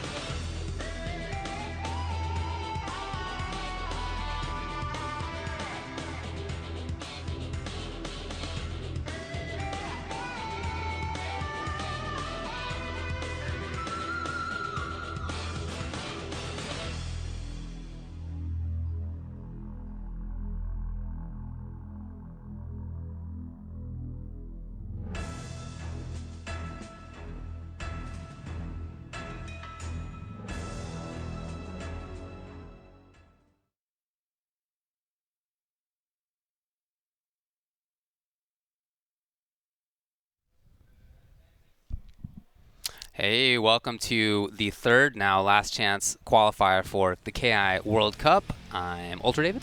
I am Ultra David. I'm almost. I'm Keats. You got a lot of the same DNA in there, that's for sure. Yeah, we're brothers. Kind of, if you go back far enough. So we've already had 2 pretty good ones. Yeah. Look, basically what's happening is that there are, in a way, 4 tournaments today to see who can qualify into that final 32 for tomorrow. We have had 2 of them. Yes. Swordsman 09 advanced out of the first one. Right. And then we had Gutter Magic out of the second one. And, you know, those are both real strong players, no doubt. They've had a lot of success in the past. They certainly have. For the others, we've seen players who are really good. But now I think we're starting to get to that point of fatigue a little bit. There are so many people in each of these last chance qualifiers. I'm looking at the third right now. There are 166 people in this third. So if you go far in one tournament, okay. Far in a second tournament, all right. You know, that's a lot of mind power. Yeah. The third one is where it gets really tough. Right. And it's interesting because a couple strong players, or one strong player is removed each time we do this, right? Because they win and they move on. But this is, ladies and gentlemen, where the heartbreak begins. Correct. Because before it was all right. There's 3 left. Right. And then the next one, there's 2 left. Right. Still doable. If you lose this one, you're down to your last chance. There's only one more. The heartbreak begins right now, and I'm pretty pumped. Yeah, and keep in mind that each last chance qual is single elimination, only 2 out of 3. So it's every decision that you make is a big one. And KI is a particularly brutal 2 out of 3 game. For sure. Yeah, and everything tomorrow for the top 32 will be 3 out of 5. So very different environment. But here we go. Yeah, show. I really like this format. You know, it's such a grinder. It is. And if you're gonna win, I mean, but it needs to win. be, because the people who qualified worked all year to get it. So if you want to qualify today, just one day, you gotta earn it. It's gonna be hard. I'm with you. So already Finchamatic versus Most Dopewell. We've seen both of these players on the stream today. Yeah. And I do like Will's choice of Maya here, because I do think Aganos gives Orchid a hard time. Aganos used to lose pretty bad to Maya, but controls her a little better these days. And if he can separate her from the daggers like he's doing right now, he can win. He can win the whole matchup. Yeah, and not only has he separated from that dagger there, she's caught between a rock and another rock. That was our design philosophy on this character. Right. Was let's explore what that phrase means in a fighting game character. A rock and a rock. And we could not sign Dwayne Johnson, so we did this. It's a good call. But he also has the People's Elbow. Oh no! Right through the wall. Much damage. And so he does give up that wall, but there's a lot of damage because of it. 38. I mean, I'd take that any day. Yeah. So Most Dopewell has a long road ahead. Oh. Yeah. Well, at least he has both daggers. Interesting. So that is a situation. Oh, he could have converted. That's a situation where like everybody's shadow counter in the game is bad except Maya's, and hers is one of the weaker ones. But in juggle situations, she can actually convert those where nobody else Interesting, can. yeah. So there's a lot of situations where characters are jumping in with multi-hit moves that are tricky to shadow counter, but Maya gets away with it. On reaction. That was great. Good stuff to Finch. Very tough situation for Maya to be in there. She wants to get those daggers going, but when you have a bar as Aganos, you just bust through projectiles. You give her the pouch. Man. And then a nice little flower afterward. Absolutely. He's got a hard side, but he's got a soft side. Anti-airs with the backlight punch flick, but does lose a chunk. All chunks are gone. That was not a great punish. He played a lot of the last game after the wall situation, chunkless, yeah. But he already had the spacing, and the dagger was gone. True. And when she's down to 1 dagger or less, it's tougher for her. And she's missing a dagger already, so if he can control her, keep her from hopping over. That's what he wants to do. He's going to want to put a wall behind him. There we go. There it is. Okay, so now this is big trouble for Will. Will's going to need to get rid of this wall, and that's going to require 3 knockdowns. Right. There's 1. Ooh. Not a ton of damage, but more control for Finch. Okay. All right, Will's got the daggers back now. There it is. Great shadow counter. Still needs more work. We got to get some knockdowns or ground bounces to get rid of this wall. We're going to trap in the corner. Ooh, bad choice for Finch. Oh, man, that was not a knockdown, and so it survives. He goes in. I love the delay when he hits you on the way up with a little hop. Yeah. All right, there you go. It crumbles. But that was a lot of good work. Ooh, batter up. That is untechable, my friends. You cannot tech that. Instant gone. Life bar gone as well. Maya's back from her visit with Goldfinger. Her skin can't breathe. Ah, very nice. Tried that earlier. Most dope Will was looking for it. Okay. Will is regaining control of this match now. He's in good shape. Okay, very good stuff. nice Mantis. Yep. Great timing on that. Wow. Okay. That was actually really smart of Finch not to block that because it would build her all pips, and then he'd be in a pretty sure loss situation. Now at least he has a chance. That move doesn't do a lot of damage. Well, wow. He's putting her in the real tough chamber. She's missing a dagger still. He could do this. Oh, okay. He could do this. Oh, he wants it. Wow. Picks it up. Wow. He wants that bat chunk. That was... It's gone immediately. Okay, wow. okay. Oh, he did the stomp walk. Oh, into what? She tried it. Oh my God! Oh, Not most like dope this. Will. Oh man. Most dope Will. That's tough. And the people's elbow. Can we get it? We were talking about The Rock just a second ago. People's elbow me, please. Give it to me, Finch. Is that why he does that? Yeah. Think about it. No, it's great. I never thought about it, but Really? that's genius. Yeah, I don't know why. Thanks. Appreciate that. Hmm. How painful is it to compliment me? Be honest. Oh, you know it's tough for me. It's tough. That last LCQ, LCQ2, I was watching it from the floor. Yeah. There were some fun matches, man. All those Domi matches were amazing. That Gargos mirror. I saw that. That was wild. That was the craziest Gargos. Like, that was the funniest. There were mirror I've Gargos ever raining seen. for a while. It was amazing. Raining Gargos. It was so good. And then somebody from the crowd screamed, "What the hell is going on?" Yeah. And that was Adam Eisgreen, creative director from Microsoft. Nice. Okay. Oh, Yeah. man. And then they dashed up to each other and both did the same command grab like Yeah. 3 times in a Yeah. row. And Chida's won every single one of those exchanges because he did it like a frame later. Oh, it was so funny. What a comedic match. Well, that was a good start to things. Sure was. But if you're Most Dope Will, Not you a have great start. You but have one chance. Yes. And not only that, but you got to wait for it until this one's over. Yeah, that's going to be a good 2-hour wait. Yeah. 2.5. Yeah, I mean, it's See how it it's goes. 166 folks in this Mhm. bracket. It's going to take a little while to get through. It sure is. Next up, we're going to have Julio versus Zadrian. Zadirian. Something like that. There's only one eye. Yeah, Julio plays Riptor. And I don't remember who Zadiran. It's a hard name for me to pronounce for some reason. Zadiran. I don't remember who he plays. We'll see. We'll see. Find out shortly. Yes. The 3.7 balance changes just got posted. I heard. You know, I would have preferred maybe they waited to do that till this weekend was over, because players are going to be thinking about what they're going to lose or whatever, instead of. Yeah, but look, if people know? are thinking about that Yeah. at this moment, then their head's in the wrong place anyway. But yeah, there's some serious stuff on there. There's some Jago nerfs. There's some Fulgore nerfs. And Oh, really? some Wow. Maya Okay. nerfs and Oh, wow. Okay. some Gargos nerfs. Oh, yeah. Is that so? Really? There's a ROM buff. Oh, you told me about that. Yeah, secrets. But now it's public. Now it's public, so I can Yeah, say that. You can say it, yeah. So that's cool. You can check those out on the forums right now, and you can leave a favorable or nasty comment to your liking.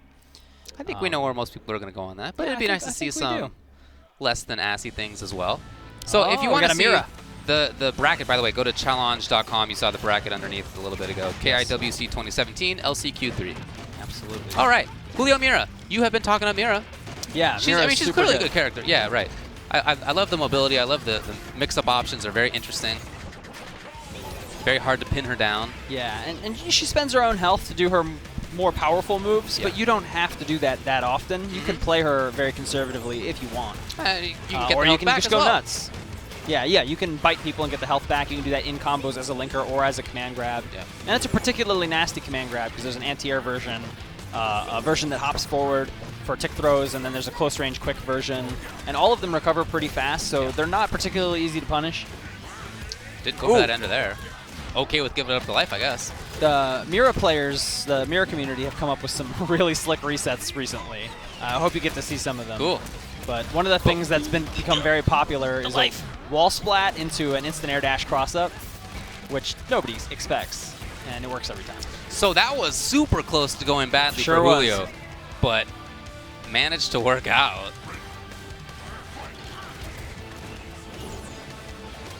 Jumping onto the bats, just a little bit of damage, but it adds up. Yeah, and the bats control things so well. The speed of them, the amount of space that they take up, you have to contend with them. There's no escaping, really. They're very Sonic Boomy. Yeah, definitely. Yeah. You know, she's not a charge character. Yeah. And the recovery's not short on them, but she moves back as she throws them. She gets 3 of them, and they move plenty slow enough that she can play with them mid-screen. Right. Ooh. Oh, that was a cool conversion. Good stuff, Julio. Setting things up.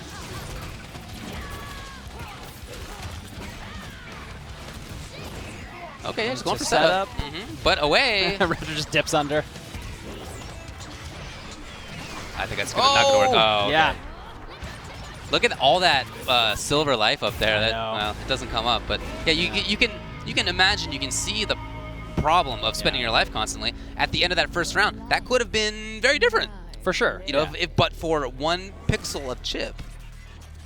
And Mira's air normals are not dominating, but she's so risky to anti-air because if she's not already in an action, she can just turn into blood and move somewhere else, and you whiff your anti-air, and then you're eating a combo, and eating a combo from her, she's the hardest hitting character in the game. Like, she hits harder than Thunder, for sure, and harder than Rom. She has to spend health to do it. Right. Yeah, she hits like a truck. If you know the right counter breaker combos with her, you can regularly score like 90%.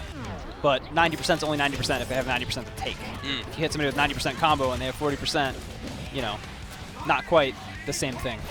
You see a lot of the smothering pressure that she has available to her, too. Yep. So Julio has just been getting chased down the whole time. Maybe finally an opportunity for him to chase. Needs to make something happen. I'm surprised. Oh, I was going to say, that was a good delay from turning into blood. I thought she was going to do it on Wake Up. Yeah, her Wake Up is not about, you know, hitting dragon punches, that kind of thing. Right. It's about escaping. Yep. And then setting things up again. Look at that. Life coming right back. All the of it. way! That is big mental damage for Julio. A lot of undone work. He keeps trying to get some kind of meaty situation for himself. Oh, And just she out of keeps range for that escaping. manual. Good try, though. Okay, the blocks, the patience. That's some good pressure. It is.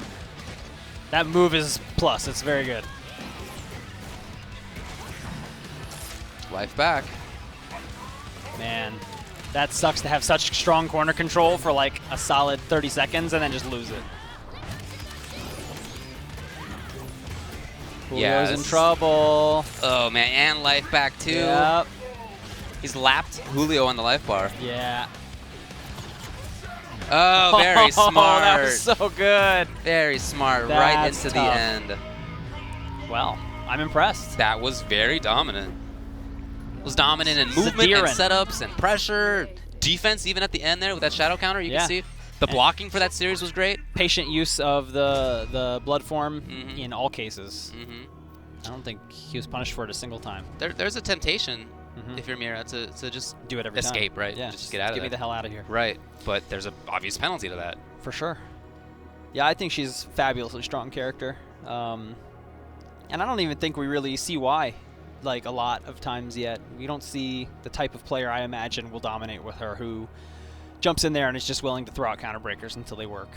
And the type of player who will do, you know, mid-screen high-low 50-50s over and over again and not care about their own health because they'll get it back. Just, you know, there's the slow-paced control of the match version of her that we just saw that has burst offense. Right. And then I think there's a much scarier setup heavy. version that is a riskier play, but probably does pan out long-term. Okay. In 3 out of 5 sets, maybe not 2 out of 3 sets. Yeah, if that makes sense. Maybe you want to minimize risk in this kind of a situation. Yeah. Cool. Okay, moving on. Yeah, it looks like we got Retro Zombie coming up to play for us again. We saw him in LCQ1 earlier today. He's playing Hisako, and he's going to be playing against LG's, looks like Spinal. I'm not familiar with LG, so let's see what he's got. Ink LG. He's playing Naked Spinal, I think? Retro Spinal? Oh, yeah? Just a skeleton? Just a skeleton. Set of bones? No pants. That's lewd. Yep, naked, oh my naked Spinal. Spinal. This game is rated T for teen. Yeah. Well, you can really see why when you look at Spinal's body there. That's... Yeah. She's really on display. Spinal is. For real. He's wearing a headband. That's clothing. Spinal a boy or a girl? Yes. That's what I've always thought. Yeah. I say she when I'm talking about Spinal a lot. Really? Yeah. Is it the hip bones? The hip bones. It could be. I'm saying. It I could don't know. be. Yeah. I think don't we've have any just- particular reason to believe one or the other. I think we've made a startling discovery Mm. just now. Yeah. You just shattered my entire worldview. Mm. Thanks. Well, that's what I do. The worldview shatterer. Ultra David. Yeah, I've been known to point things out. So, will these be the characters they end up with? Yeah, I think so. Will it be Naked Spinal, though, is the question. Yeah, I think so. No, it's not. Oh, I see tatters. He wants the clothing. This is a great disappointment. Maybe a little bit more protection? Yeah, the ropes will protect the bones. Mm-hmm. Where the bra used to be.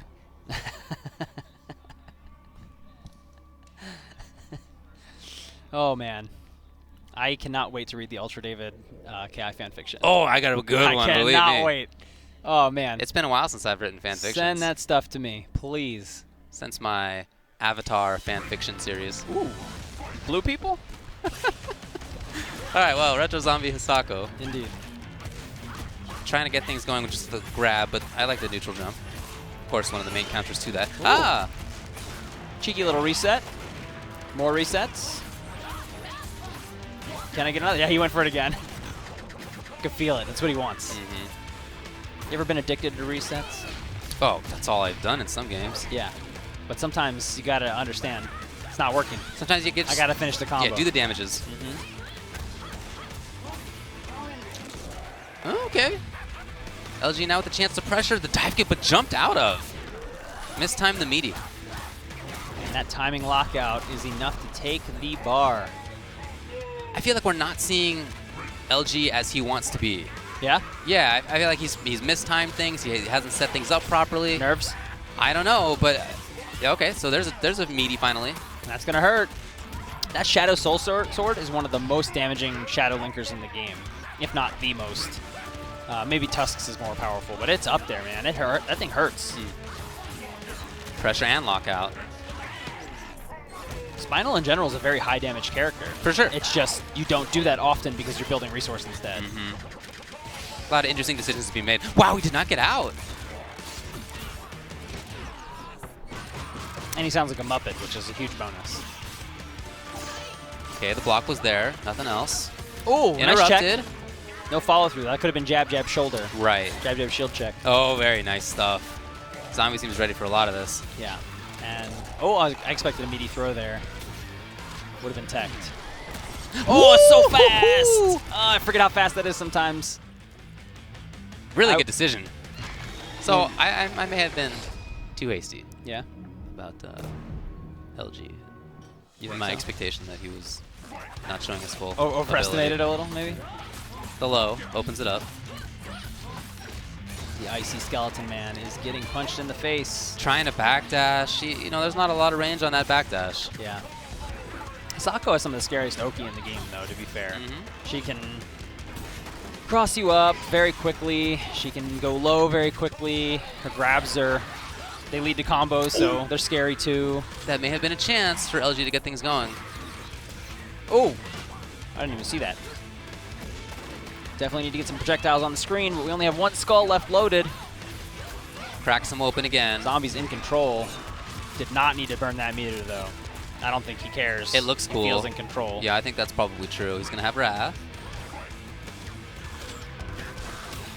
Now teleports right into the skull. Oh, I think that's just getting a bit ahead of yourself. That hasn't come up as a big situation. That hasn't really been established. Yeah, and then the meter spend right there from LG for only 17%. Shadow Damage Ender, way too early in the combo. The delay actually was countered. I would just keep doing the Kirby move. The Kirby move? Yeah, I would just do the suction suction vacuum move over and over again. Mm-hmm. You can see a hop off reason the to do stage much eventually. else. Yeah? Carry him over there, you just boom. Poof him off as the long side. as you have more stocks, right? And he does. He's on his first stock, and he's on his second stock, so you can suicide. Busts right through. I hope our viewers are very confused right now. Oh, that's going to be that.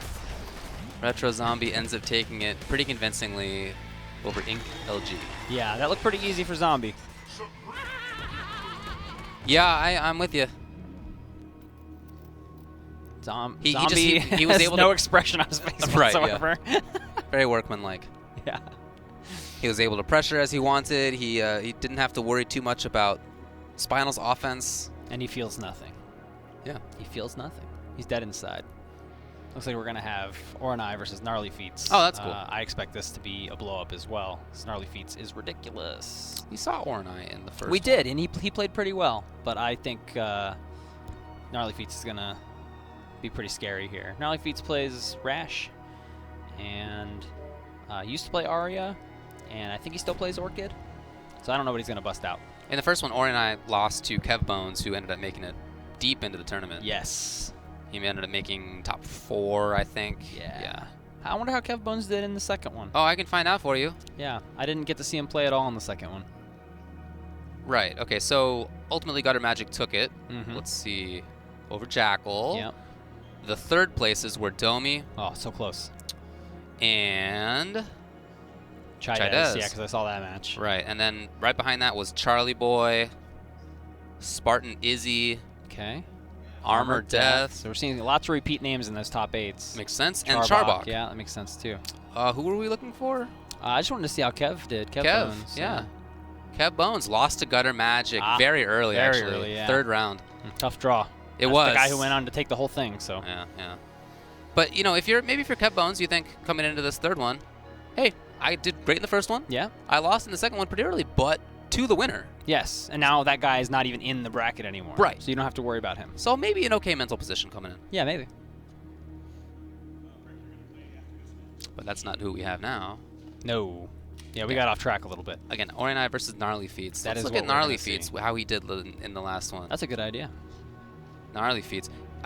He was beaten by Gutter Magic also. Oh no. He was Yeah, he went pretty third, far. 3 games away from Yeah. Grand Finals. So Gutter Magic leaving a trail of Jeez. crushed. Yeah, really. I mean, souls look at he behind beat him. Armor Death. I mean, he beat Mhm. Domi and Jackal and Gnarly Feats. Yeah, I don't know how much Gutter Magic you saw in LCQ2, but that was a different player than we saw in LCQ1. I was watching. He was like you know, awake, like he had his cup of coffee or whatever. Right, yeah. It was a totally different guy. Way more focused, way better decisions, way less drops. He looked like the Gutter who's been playing for 3 years. Nice. Yeah, much, much more solid. and who's had a lot of success Oh, yeah. at high levels. And we got players dancing on stage. Hey, you got to keep yourself into it however you can. Hell yeah. You think he has like an earpiece on the other side that we can't see? No, I And don't. He's just doing it, huh? I think he's just really into it. All right. So let's get that button check out of the way and get some matches going. Let's see what we got.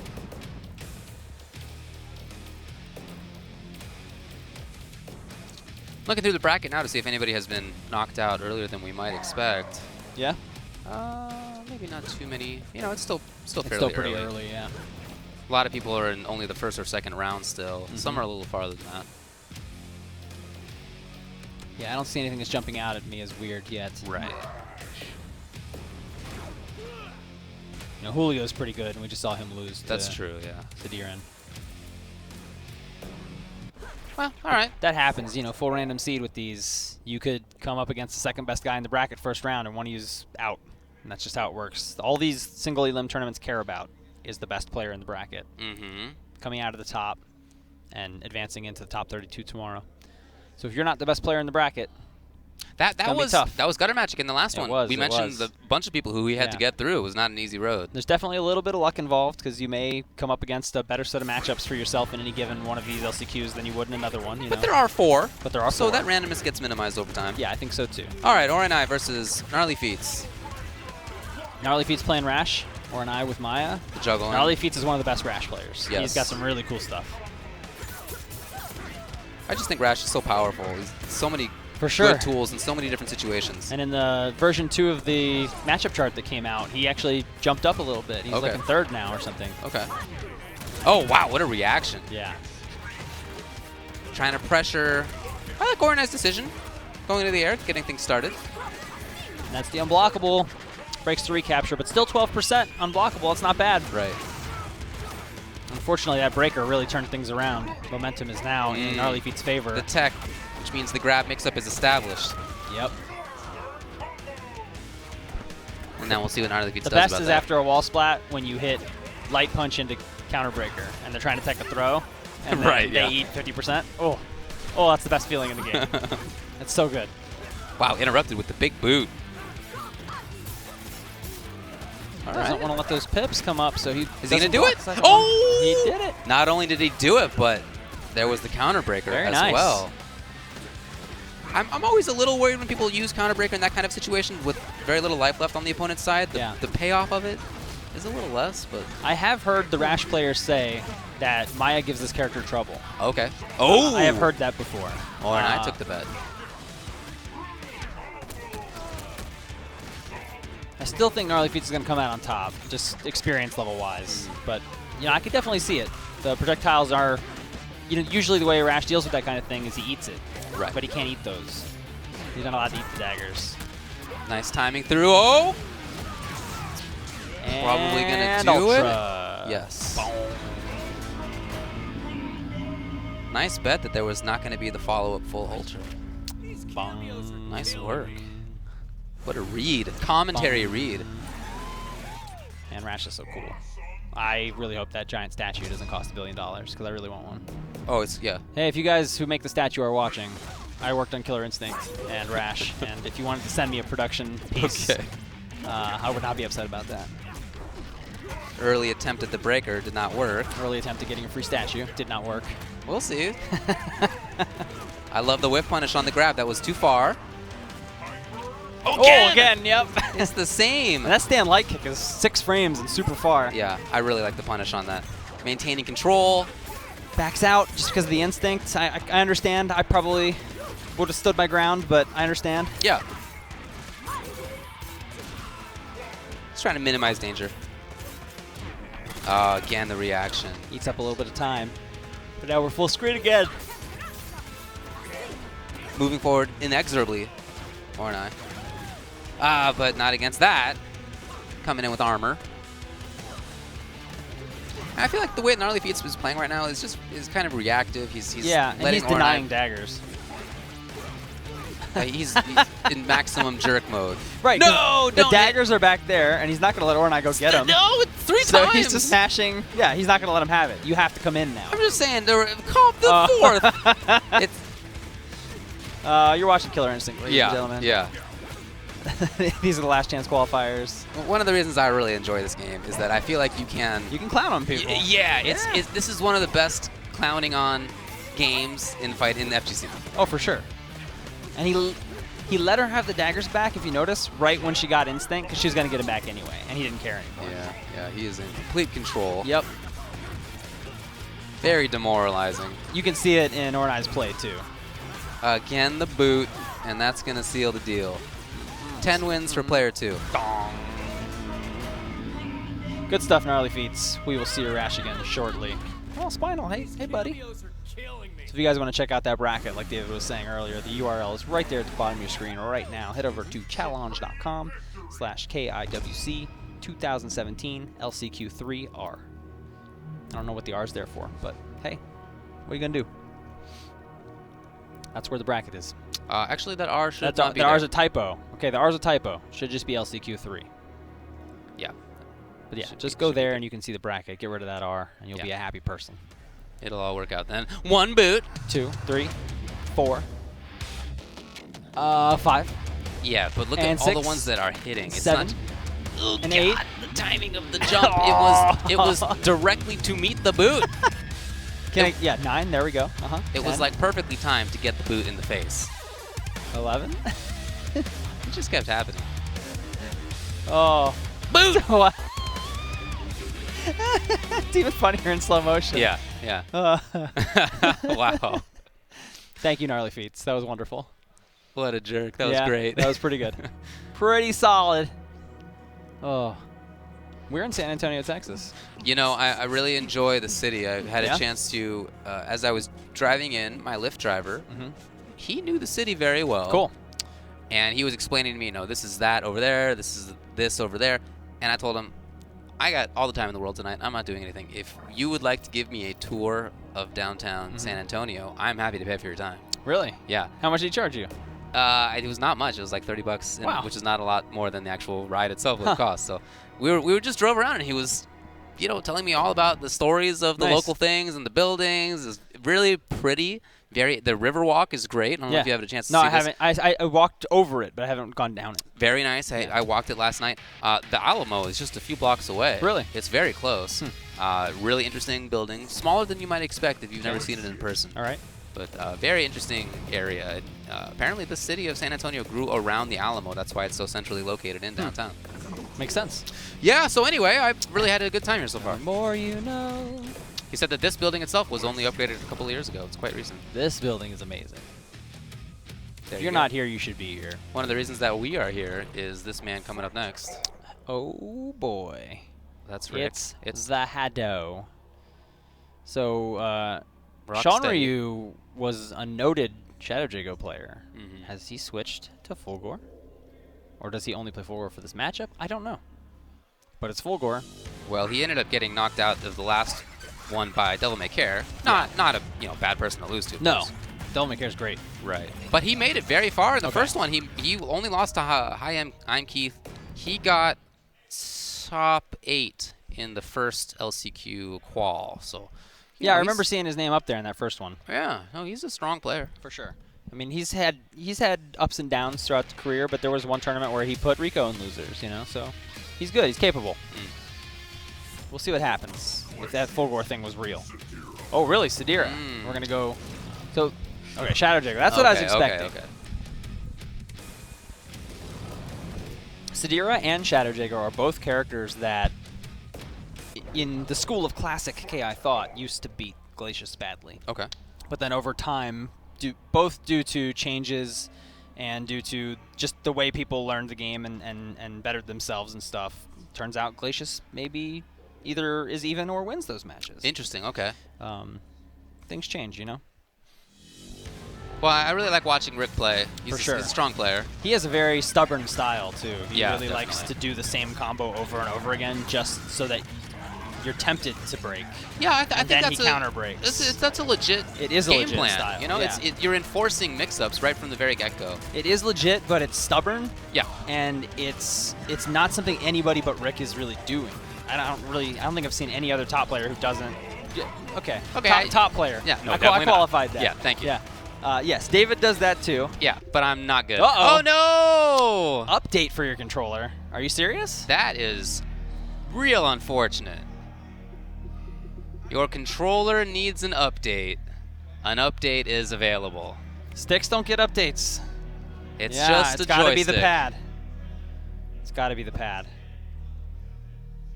So they're gonna pause. Look at the heartbreak in the face. That's tough. That's a hard one to swallow. It's such a tough situation to have. That is a really tough situation. Such a tough situation. Uh-oh, they're yelling at each other now. Yeah, well, It's getting not serious. too serious about that. Everyone's mad. So we'll get word on what they're going to end up doing. Yeah, we will. It sucks when this kind of thing happens. It does, and it's hard to blame it on either on Sean Ryu. He didn't on purpose do this.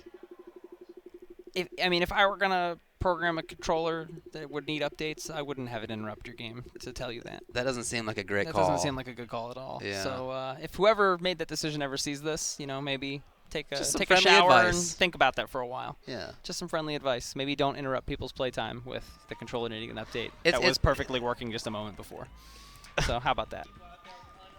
Kind of an odd decision. It's very tough to know what to do in the situation from the tournament organizer's perspective. Because it wasn't a pause. Right. It's not something that he did. It's something that happened to him.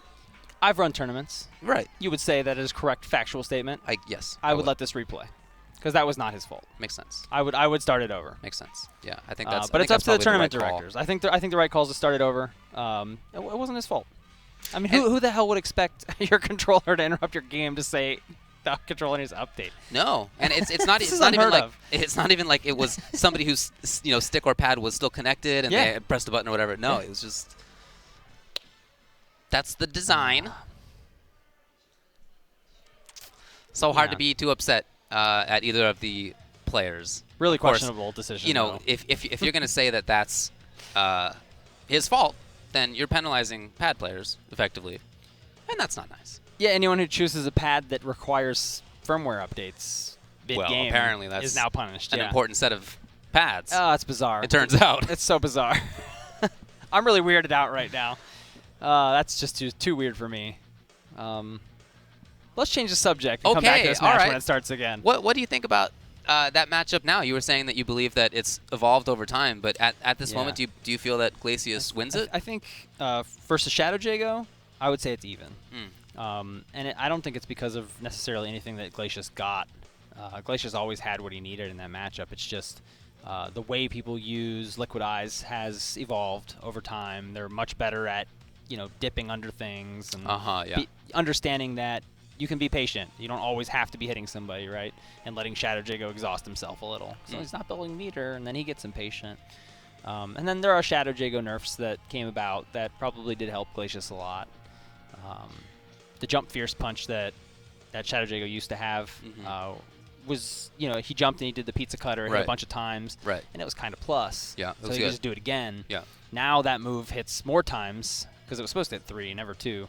But now it's fairly negative. It's like -2 or -3 at best. Yeah. So it's not your turn anymore. After you block that move, you hit jab, and unless Shadow Jago wants to risk a DP in your face right after that, it's your turn. If he tries to jump again, he gets hit.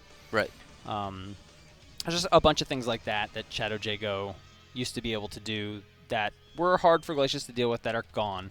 But the core of the matchup is still Shadow Jago having this vastly superior zoning from full screen. Because Glacius has to put out Hail, and the Shadow Jago Fierce Fireballs are fast. They move really fast. Right. And he can do one in the air and then one on the ground and put a lot of it on screen. Right. So then Glacius can't get the Hail out, and the Shatters don't go full screen, so he ends up trying to dip under all these projectiles with his Liquid Eyes until he can move Shadow Jago to the corner, at which point Shadow Jago's like, boom, boom, boom, I'm behind you, right? Right, yeah. But he needs enough meter to do the surge version of the dive kick, which is only -3 instead of very punishable, so that he can get out of the corner, or he'll have to slip through you. Yeah, it's not the case that Glacius has full screen control, right? He has to be within 3/4, that kind of thing, and he's very strong there. But if you're outside of that, then it's a little tougher for him. Yeah.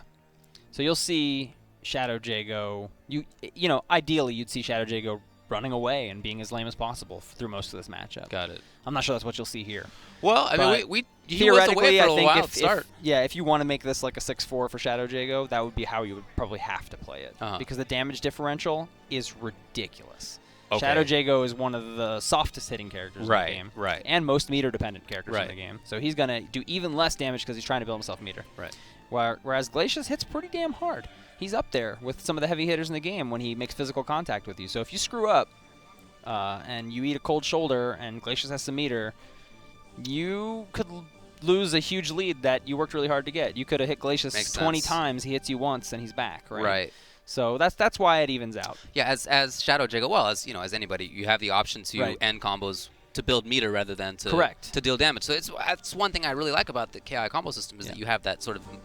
It's not rather than a combo just being the combo. Yeah, it's like here's all my damage and my Oki. You have to choose between damage or Oki or meter or other situations. Right, exactly. So wall splats. Right, so that's part of why Shadow Jago doesn't do a lot of damage a lot of times because he's not looking for the damage ender. He's looking to build the meter instead. But even when he does go damage ender, doesn't hit that hard. Right.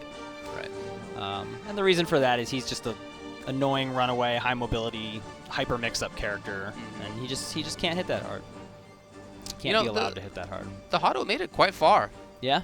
In the last LCQ, let's see, he made it to, cripes, 3 games away from Grand Finals, and he lost to Chaidez. Yeah, Chaidez was kicking butt in that last one. Let's check out how he did in the first one. Chaidez, or Rick? The Hado, yeah, Rick. Okay. Did he enter? He might not have. He might not have. He might have been too busy. Right. Yeah, it looks like he didn't. Yeah, I mean, he's not just entering, of course. He's helping run this thing. Right, exactly. He's responsible for a lot of the production you see here, getting all the right people in place and getting all of this set. I'm so proud of him. Yeah, he does a good job. He's amazing. I met him at UFGT 8. Oh, yeah. And I did UFGT 7 with a smaller staff. And then Max introduced himself to me and wanted to help UFGT 8. And then I met Rick at UFGT 8. and he wanted to get involved too. Yeah. But less on the logistics, execution end, and more on the your presentation's terrible end. Yeah. And he's kind of frank like me and puts it all out there in front of him. So our introduction was basically him saying, "So those T-shirts, those could be a lot better, huh?" And I'm like, "Who are you?" Yeah. And now he's turned me into a T-shirt snob, where if the T-shirt's not soft enough, I won't put it on my body. Is that a soft one you got on? on? It is. It's real good. Okay. It's real good. Nice. Yeah. He's awesome. So him and Max, I taught him everything I knew, and then they surpassed me immediately. And now they're the do guys. good work. They're the guys. They do. And I got out of the TO game. The combo breaker team over there. Oh, hell yeah. I got out of the TO game because big risk, low reward, hard work. It's tough. I imagine it is. It's not the life for me. Yeah, it's not something that I would want to do either, to be honest, but I certainly appreciate and support the people who do. Absolutely. Yeah. I am booked for Combo Breaker. I'm very excited. We'll see. I hope I go. I hope you go too. I mean, we'll see. There's a lot of stuff going on. I know. It's getting crazier every year. All this FGC stuff is just piling on, and you look at this weekend. You have final round right now. You have PAX right now, and you have this, and it's not going to stop. Right. It's just going to get more and more crowded and harder to find a weekend where nothing else is happening. Right. And it's good and bad. It's harder for any individual event to have the spotlight, but then there's a lot more cool things to check out and go to, depending on what region you're in. Yeah, not everything's there are more accessible people to everybody. More people attending. Yeah. More people watching. More people playing. It's great. And that's, I think, probably the most important. That everybody wants more folks playing the games. Yes. Being involved in the community. Attending things. It's great to watch. That's what I do whenever I'm not at an event, of course. Yeah. But I got to tell you, being in the event, being there is, not surpassed by being at home. It's not. Look at this. It's beautiful out there. It is beautiful out there. I walked up into those seats for a little while up in the top. You went all the way to the top? Yeah, I only went to the second level. I don't think you're supposed to, but no? I did. Yeah. If you have a staff badge, you can do whatever you want. I was wearing it at the time. I had a couple people say, you can't go there. And I'm like, I'm on staff. They're like, okay. Yeah. I didn't even see any humans as I was walking through the bowels of this machine. That's the other crazy thing. Like, you go to a tournament and you just walk in and out, and maybe some guy in a T-shirt checks your badge, but there's like full-on security here. It's all union and it's all legit. It's a performance center, so these are people who are ushers for big events. Their concerts come here and all sorts of stuff. And I have to say, they are ushing well. Oh yeah. They're ushing the pants out of this place. And there's Tempest Rob. Esports photographer. Taking the elevator down. Esports photographer of the year. He's been posting great shots of the event on his Twitter all day, so you should go check those out if you want to see some really beautiful shots of the venue. And you can see some of the players both right now and people who we'll see tomorrow. Yes. I see Sirkanicki hanging out over there, for example. Did Kat just put up the middle finger? Probably. Come on, Kat. Seems likely. Come on. There's Vandy. Runs KIT. Yeah, dance. Do it. KI for life. I know that we have a few people who run other events here. I know Javi is here who runs Texas Showdown as well. Cool. Coming up soon. Nice. That'll be next month. Or, yeah, I believe next month. Getting a nice look at things. And while there's this delay on stage, the tournament itself is still continuing. So we've managed to get a little bit deeper into things. Yeah, we can look at some results here while we're waiting. Let you know what's going on. We have Domi against Zipmaster Flex. That's in the 3rd/4th round. Nice. We have I really want Domi to win one of these. Yeah, it'd be great to see him tomorrow. Good. Yeah. You really want that. I do. I want to see that Kilgore up there. I want it. Yeah. Hi, I'm Keith versus Hollywood Mac. Hi, I'm Keith has made deep runs both times so far. Yeah. Cat Drugs against Chaidez. Nice. Cat Drugs is doing well on this one. Yeah. Oh, looks like Nier beat Gnarly Feats. Gnarly Wow. Feats. And I wonder if that was a Rash mirror. Because even though the Rash players